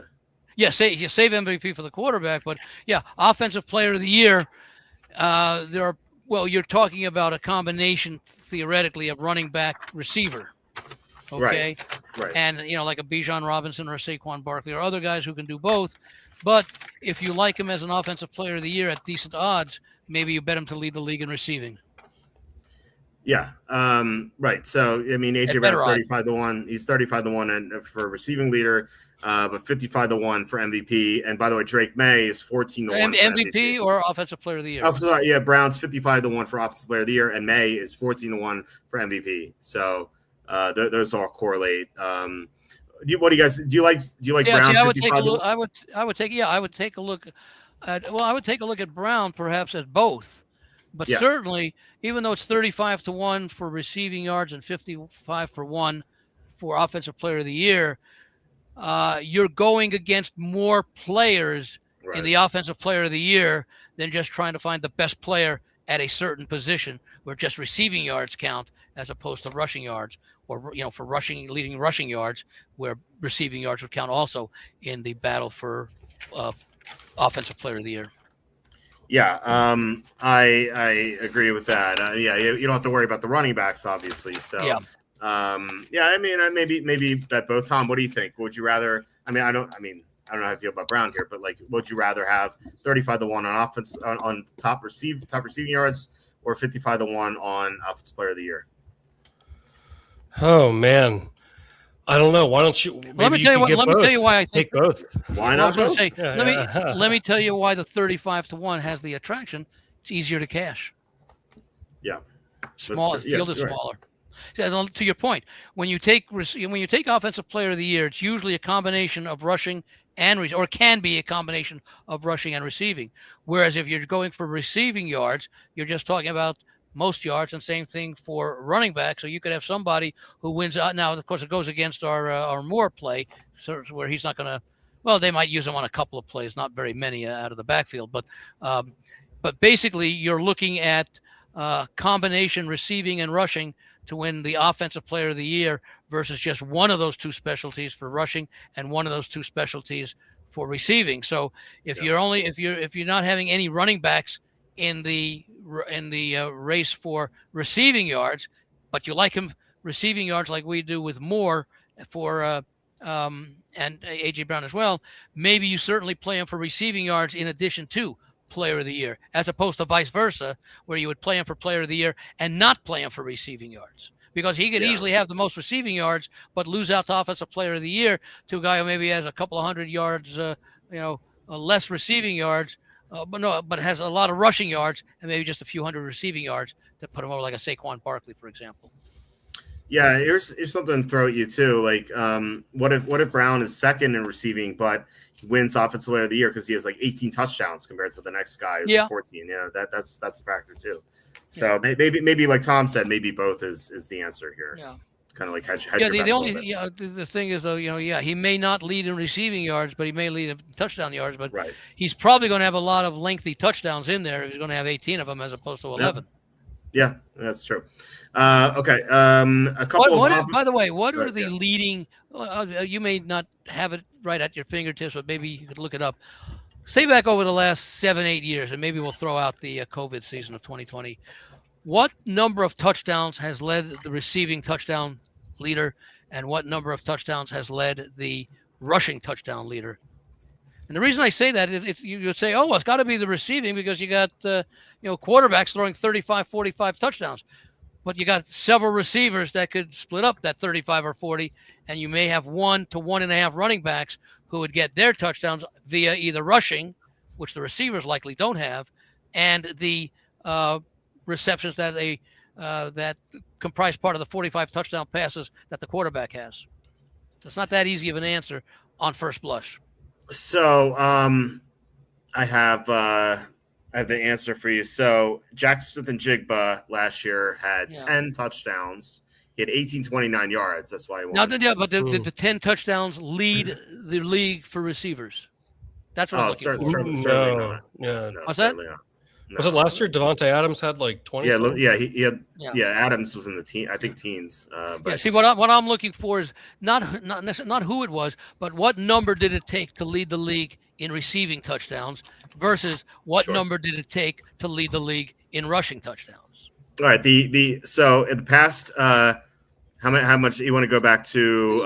6 years, maybe 25 years, 21, 2, 3, 4, and 5. Okay, so in those 5 years, 3 receivers were Offensive Player of the Year. Cooper Kupp had 16 touchdowns. Justin Jefferson only had 9 touchdowns, and then Jack Smith-Njigba had 10. Okay. So, but that's not exactly what I was looking for, but it sort of gives a range. I was saying not who led the league in receiving yards or Offensive Player of the Year, although it's related, but what was the number that the leading touchdown catcher or receiver, if you will, had? 17, 11, 9 in the case of Jefferson. What was that number? Did not have to lead the league in rushing or lead the league in touchdowns. He didn't have to. But who was didn't have to win the Offensive Player of the Year. Just led the league in receiving touchdowns. Yeah, I have. Doesn't matter who it was. So Cooper Kupp in 2021, who won again, he had 16 touchdowns. He led the league then. 2022, Devontae Adams had 14. In 2023, Mike Evans and Tyreek Hill tied for 13. 2024, Jamar Chase had 17, but didn't win because of Saquon Barkley. And then 2025, Devontae Adams had 14. Okay. So let's say it's between 13 and 17 on average. A couple of exceptions there. Well, now, what led the league in rushing touchdowns? What numbers? Okay. 1 second. So in 2021, Jonathan Taylor had 18. 2022, Jamal Williams had 17. Okay. I remember him. 2023, Raheem Mostert, just mentioned him. He had 18 overall. I think he had 16 rushing and then 2 receiving. 2024, Derrick Henry had 16, and then last year, Jonathan Taylor. I was just going for the rushing touchdowns as a runner, not. I guess you can put receiver in there. So who was 20? Who was 24 again? 2024 is Derrick Henry at 16, and then 2025 was Jonathan. 2025, Jonathan Taylor at 18. So 18, 17, 18, 16, 18. Okay, so it seems as though the rushing touchdown leader. Now, were those strictly rushing touchdowns for those running backs, or did it combine a few receiving touchdowns? Combined. They're combined. Okay. Yeah, I was hoping for sorry. just rushing. No. I'm sorry. They were rushing. Sorry, they were rushing. Okay, touchdowns. that's what I thought. So it seems as though the leading rusher in general will have 1 to 3 more touchdowns than the leader in receiving touchdowns. Yeah, that's true. Yeah. Okay. So that's even more of a reason, I think, that you could. Although you said how many? You said what? Three offensive player of the years were receivers out of how many? The last how many? Last 5 years. Last 5. Okay. Mm-hmm. Yeah. Okay. So I had offensive rookie of the year very quickly. I mean, we don't have to go long on these, but I think Jordan Tyson. This is not a great number. He's 8-1. But he's fourth. He's fourth on the list. I think he really should be first on the list because he plays for of all the teams at the top. Like Jeremiah Love plays for a bad Arizona team, for example. Mendoza plays for a bad or at least a below average Raiders team. Cardinal Tate plays for a below average Titans team. And they have Jordan Tyson, who plays for a team in the Saints that could. Now do Tate well is what? He's a receiver. Yeah, for the Titans. Yeah. If you like Cam Ward. Yeah, but maybe Tate, With Tate, he does not profile as a number 1 receiver. He's like a number 2 possession guy. Jordan Tyson, though, who plays for what we think could be a good Saints team, is a very explosive player, and he is 8-1 instead of 6.5-1 or Jeremiah Love's case plus 290. What did you say Tate was? Tate Price. is plus 650, and Tyson is 8-1. I think Tyson should be the favorite, honestly. And it really something else that factors in, and you can't rely on injuries. But Chris Olave right now is dealing with blood clots, and he also has a very extensive concussion history. So he's got 2 things to worry about. If he goes down, Tyson will be the number 1 receiver there, and I think he could have a big year. So you're talking about really comparing Tate and Tyson, and I think Tyson does get the edge both in terms of the 8-1 odds. And he's playing with, they're both second-year quarterbacks, right? Shook and Ward. Yeah. And Shook showed more last year. And, the thing is they both have good offensive coordinator. Coach Kellen Moore and Brian Dable for the offensive coordinator. And, forget what he did with the Giants as coach. Look what he did with Josh Allen in Buffalo as offensive coordinator. Right. And I think anytime you get a flawed favorite, and in this case, it's really the second favorite. I mean, he's 10 cents behind Jeremiah Love. Fernando Mendoza is plus 300. That's a huge mistake because we don't think he's going to play until we don't know. Week 7 or so. Well, he may not even play it all the season. That's right. That's the the most most volatile I would say projection. I don't want to say out there or weird, but it's certainly the most aggressive position. Well, actually, it's the opposite. Most conservative prediction because aggressive would say he's going to start week 1. Right, and I mean, I said this to you when we were talking. The old Mike Tyson quote saying, everyone has a plan until they get punched in the face, and the Raiders, I think, with Cousins will get punched in the face, and they may go to Mendoza. I think anywhere between week 5 and week 11. So split the difference, go to week 7, week 8. You want to know what a really optimistic Raiders fan would say right now about Mendoza? Mendoza played well in the preseason or training camp? No. He'll be ready for the playoffs. That's funny. So my point is, anytime you have a flawed favorite, the numbers are off. The other numbers are off, and I think that's the case here with Jordan Tyson. My other name is Deshaun Stribling, the number 33 overall pick for the Niners. He is 60-1. The Niner players, we all know their injury history. Christian McCaffrey has a very long injury history. George Kittle is coming off a torn ACL. You have Mike Evans. What's his return time expected? Kittle's game 5 or 6. Well, it was January. He tore his ACL, so I would say week 7, week 8, and then if he comes back, he could just re-injure himself. So you have Kittle, you have McCaffrey, who's bound to get injured given his history. Mike Evans has a long hamstring, chronic hamstring issue. You have Ricky Pearsall, who missed most of last year, and then you have Christian Kirk, who always gets hurt. Stribling is a guy they said they had him as the top receiver. And Schefter reported the other day that the Rams were very high on him. They were going to draft him if the Niners didn't. And so Stribling, he could end up as the number one receiver at some point because of the injuries. At 60 to 1, I think that's worth a shot there. It's kind of the same premise I had last year with Emeka Egbuka. Why I bet him 40 to 1. It's worth a shot because Shanahan has a passing offense. Yeah, and last year I bet Egbuka because I thought Mike Evans, same thing, hamstring issues. Chris Godwin, kind of like George Kittle, coming off an injury, not going to play till midseason. That's why I like the Egbuka so much. And such a good call at first too. I know that. Well, it's in my bad beats book. Yeah. which Tom, I didn't tell you. I finished the year of the bad beat. It's done. Okay. It's done. I just have to edit it. It's 52,000 words of bad beats that I had last year. Holy I know. Well, I'm looking forward to it. Tom, what do you think about those offensive rookie of the year plays? Well, Jordan Tyson's my play too. I've been saying it all off season. I love this Saints team. They ended the season with a lot of momentum. It's going to be not a very tall order for them to win the division. Their schedule is relatively easy, especially down the stretch. So if they can, find a way to go like 11-6, win the division, and Tyson is approaching or maybe even hits like 1,000 yards, he could easily get it. And like you said with Olave, it's had some injury issues and other things. And I'm very high on Shuck, so I really like the Saints this year. Tyson's my pick as well. Okay. Any Stribling too far out there for you, or you think it's worth a shot? I wouldn't take it. I don't really mess with these too much. Tyson I might though, because I think that's a really good number there. Okay. And my final one is defensive rookie of the year, the Colts linebacker C.J. Allen. I like him a lot. He's a very instinctive linebacker. He reminds me of Carson Schlesinger, who was on the Browns last year. He won defensive rookie of the year. And I think this is the same sort of setup where you have a defense with some really good players, and they had a hole in linebacker. They drafted Allen. He's going to be, I think, on the field all three downs. So I like him a lot. So 30-31 on CJ Allen. I don't know what you guys think about that. That's all I had for the things I circled at the pool today.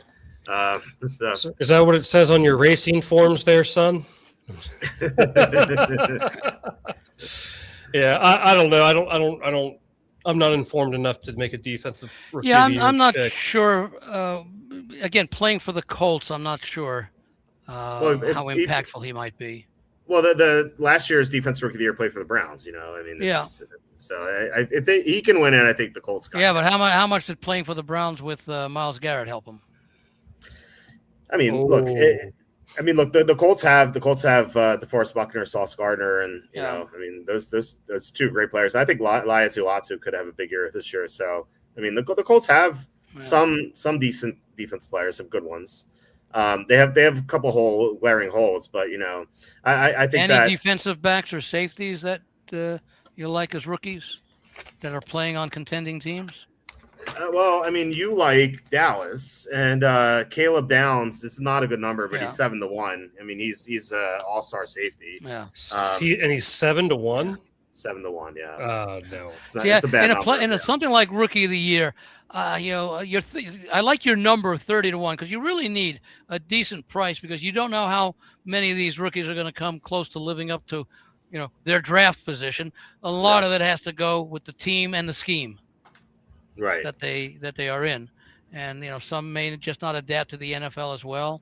Some may have to face a more rigorous early season schedule than others. So that's why at almost any of these, even the offensive rookie of the year, you don't know what their contributions are going to be because they're still unknown, and there are so many possible rookies who could have great years. Yeah. Often. Is there really an outstanding quarterback this year? I don't think so. Well, quarterback. That's outside of Mendoza. No, Ty Simpson. He's not going to play, right? No. So here's one. If you think the Giants are going to be good, Colton Hood out of Tennessee, he's 60-1. I like him. I thought he should have been late first. But the Giants drafted him on day 2, and if they're going to be good this year, then he would certainly play a factor, I think. He was drafted second round, so maybe he's worth a shot. But I like CJ Allen a lot. I think he's so instinctive. That's why he reminds me of Schlesinger. Like he's so instinctive, and he's really talented. Literally, really. I like the guy that Washington drafted. Oh, Styles. Yeah. Well, his number is so bad. It's 7. It's also 7-1. You know. Oh yeah. Okay. Yeah. There. Yeah. The favorite. There's no bargain because he really looked the part of the position. Yeah. The favorite, by the way, David Bailey, the Jets edge rusher, is 4-1. So yeah. So not Styles, not quite the favorite, but he's up there. So yeah. Okay, we're at 2 hours here, so I wanted to limit this. I mean, I have some work to do. What was the question we were going to go back and answer at the end? The question was it Bijan Robinson? Yeah, we already answered that. We already said offensive player of the year for Bijan Robinson. So. What's Drew Aller offensive player of the year? Offensive player or rookie? Offensive rookie. That would be wild. There's a separate category for him, but it has a slightly different pronunciation. Offensive player of the year. Drew Aller is 100-1. Wow! Imagine Rodgers gets hurt or something. Now he's with Pittsburgh, so there's a local connection. Yeah, I mean, Tom, we watched Drew Aller play. He's not going anything.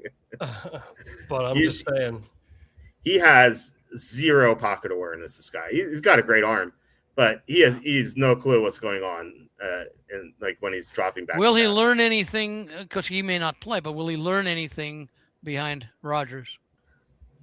Well, I thought you were going to say, is he going to learn anything from McCarthy, which was like, I thought that was the first thought, and I caught myself. Can you yell expletives at a high school women's or girls badminton? And who's the backup there now?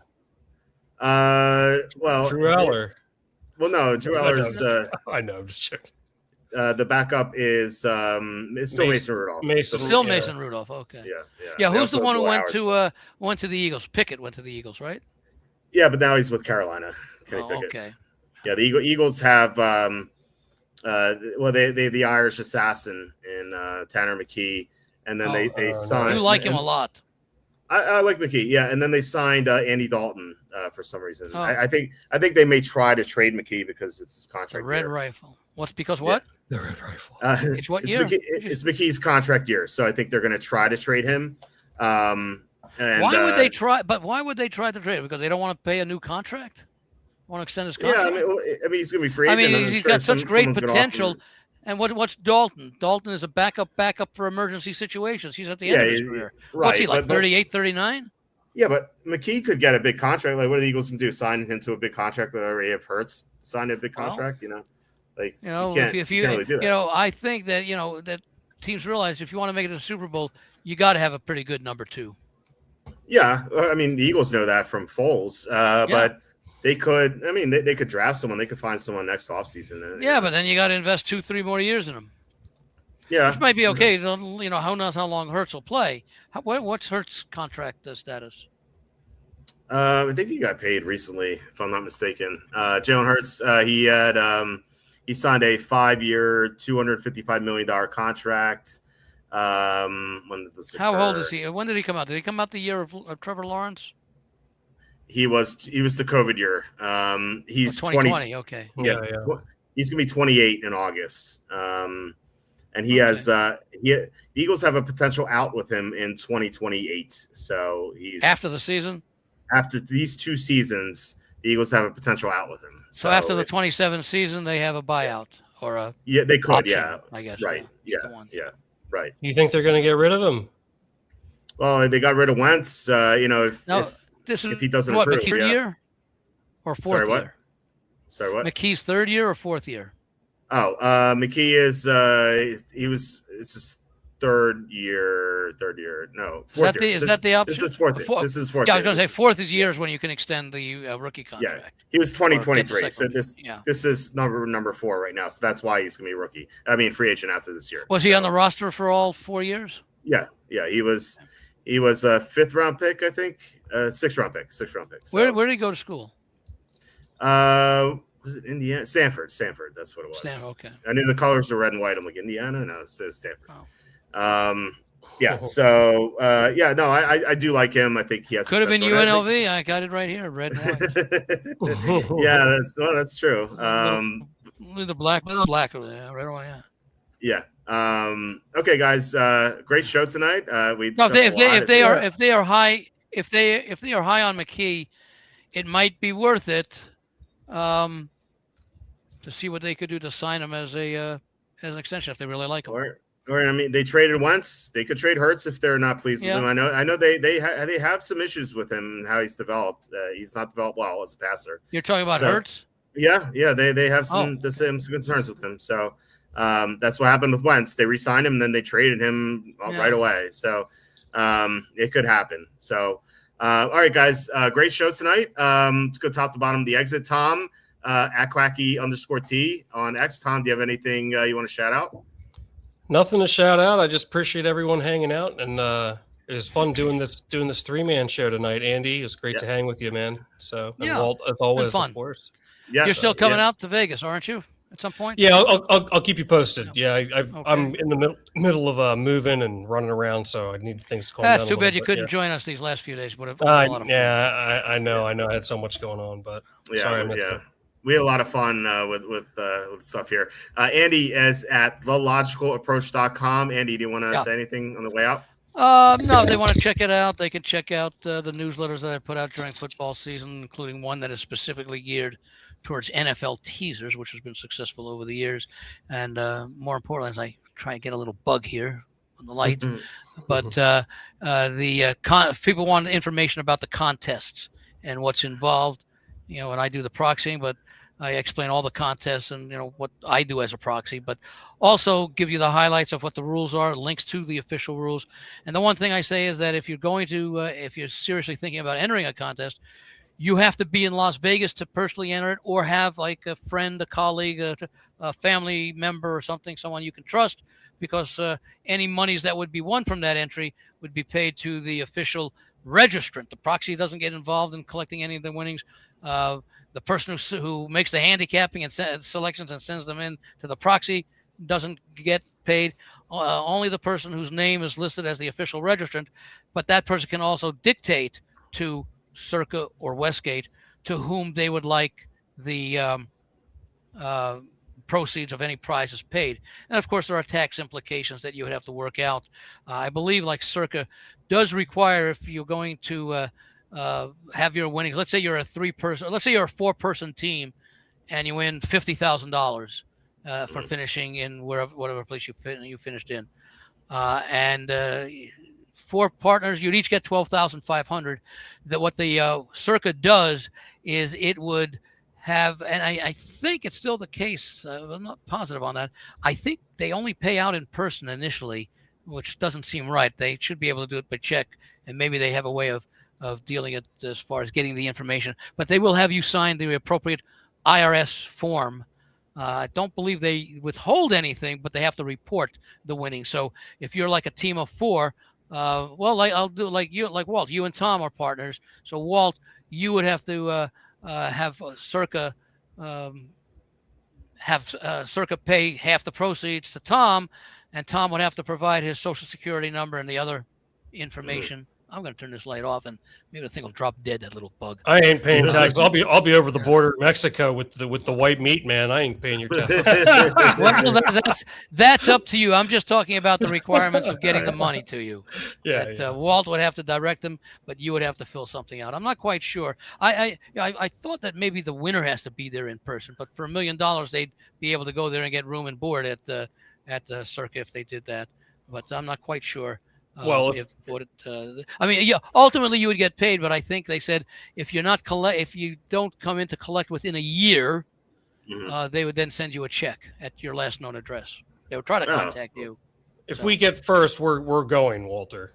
Yes. Look, my stuff is gonna be on the lawn, but that's okay. I think it's all right. You can buy a new lawn. Wait, your stuff will be on the lawn, and your wife doesn't want $500,000.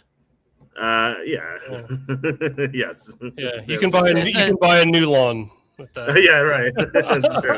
That's true. After half. Yeah, but then the 500,000, you know where the 500,000 goes to. Yeah, that's why I say half goes to the government, half goes to the wife. I get nothing. It's fine. Yeah. You can live, no. 500,000. Half of it goes to the government. The other half goes to child support. That's that's fine, man. Yeah. I know. You can live with me, man. It's okay. I'll move in. I'll take the dog out next time. Somehow, Walt, I think your wife would allow you to go for 2 days to Vegas to collect $500,000. Yeah, I think I'd have to bring the kids. If you had to, if that was a requirement, other than wait a year to get next July, whatever. Yeah, I'd probably have to wait. We'll see. I mean, it's a good problem to have. I think. Well, we'll finish. Tom and I will finish first. No big deal. You could go out there. You could go out there and collect the $500,000 your part, and what you could do is take a picture of the check and send it over the phone to your wife. Not the check, just a copy of it. The picture of it. Yeah. And by the time you get home, she'll know what store she wants you to get the gift certificates from. Right. That's simply I got to get some gifts. Yeah. So last comment on the way out. Yeah. Harambe says, I don't know. I need to rewatch the tape on the Saints because I'm not really on board with them. Vastly improving my thinking was they racked up wins versus a weak schedule at the end of the year. Tom, I know. I mean, and then he says, open to any evidence to the contrary. Overall, great show as always. Very informative. Thank you, Harambe. Tom, I mean, you love the Saints as much as I do. Do you want to have a rebuttal there? Yeah, I mean, just fast forward version. I mean, you can really tell they're really buying in with everything going on with Kellen Moore, big time. Like they were eliminated. They did not quit. They did not quit at the end of the year. Exactly, and it's hey. I could easily be wrong, of course, but it's like, I don't know. There's something about them that doesn't show up on the stat sheet. I think their stars on the rise. They were playing well at the end of the year. Maybe their schedule was weak. That's a fair point, but I think they're in position. I think Shuck is going to turn some heads. There's just so much upside to them this year, I think, but we'll see how it plays out. I like them as a team as well. I think I picked them. Well, we talked about the division earlier, and I think we all liked Saints plus 310 to win the division. If that momentum carries over, again, you always have to wonder with a rookie quarterback how the league adjusts to what he was successful at last year. I have faith in Kellen Moore, just like I have faith in Andy Reid and Steve Spagnuolo with the Kansas City Chiefs. And there aren't that many. I have faith in Jim Harbaugh, whatever team he coaches. And right now I have faith in Kellen Moore. What he did with the Eagles, and then what he's able to do. I like coaches who, in their first season as a head coach, and especially with a new quarterback, such as they had with Shuck, and they took gave him the starter, later, middle to later part of the season. I like first-year coaches who bring their team along slowly, who struggle a little early in many cases, but then pick it up and start. Okay, 6-11 doesn't look very good, but they were not a 6-11 team at the end of the season. Yeah, and speaking of weak schedules, they have a fourth place schedule. And they played the other teams in the NFC South. The problem is one of those fourth place schedules is a team they opened the season against at Detroit. Yeah, and look, it's a road game. They get the loss out of the way, and then they get to play well after that. So it's okay. And no one says that they can't win because it is the opening game. Just ask the Patriots from last year against the Raiders. Yeah, they're one of my. I mean, I've had to make my card right now. The Saints are on it for sure. Don't the Lions play? Don't the Lions play Thursday night following week? Probably going to take them lightly. What's the line on the game? Was it 7? 7, yeah. I think you'd have to take a good look, and Walt is good at this. Buffalo. Take a look at what kind of improvements were made to the defense. Look, admittedly, they lost Amari Davis. They're their best. Because Detroit is not a team that you would like to open the season with if you've got a lot of defensive vulnerabilities and/or questions or concerns. Yeah. So they lost Amari Davis. They got back Caden Ellis, though. Caden Ellis is a pretty good player. And then they drafted Kristen Miller in the second round. Otherwise, kind of status quo for their defense. They had a lot of young players last year, but their defense wasn't that bad last year. Defense was ranked 7th in the NFL. Now, admittedly, again, they had an easier schedule, as Harami pointed out. So maybe that's 7th against good mediocre teams or slightly better. Yeah, but there's still 13th, it's still NFL talent. Right. I'm just saying that, like, maybe instead of 7th, maybe they're the 11th, 12th, 13th, something like that. Yeah. So I think they're slightly above average defense. And we'll see. I mean, like I said, they have a lot of young players. Maybe they'll get better. We'll figure that out. But I do think that they're the best team in that division. But it is close. It could really go either way. But we're getting plus 310 with the division. We're getting 8-1 with that rookie receiver. I like those numbers. So, all right, guys. Great show tonight. Like I said, lots of discussion here. That was great, and hope you guys listening got something out of it. Please hit like, subscribe, comment below, share this video. Visit walterfootball.com. Visit thelogicalapproach.com, and we will be back on Tuesday. Normal schedule next week, so I'll be back home on Sunday night. It was a lot of fun out here, hanging out with Andy for the past couple of days, and going to the pool. By the way, how do you get from the airport back home? Well, to the airport, I take an Uber. It's back home. My mom's going to pick me up. Okay. Well, I hope when she pulls into your driveway, there's no clothing or anything on the front lawn. I hope so. Fingers crossed here. Unless it's the kids. Yeah, right. They'll be back. I'm trying to make it back for my son's bedtime. We'll see. I know he was. I talked to him. What time is that? Like 9 o'clock or 8:30 ish. Yeah. So we'll see. It's going to be cutting close. When did you say his birthday is? It's coming up. Didn't you say his birthday's coming up? My daughter's birthday's coming up. Daughter's birthday. Okay. It's next month. My son's birthday is New Year's Eve. So it's. Oh, that's right. What is your daughter's bedtime?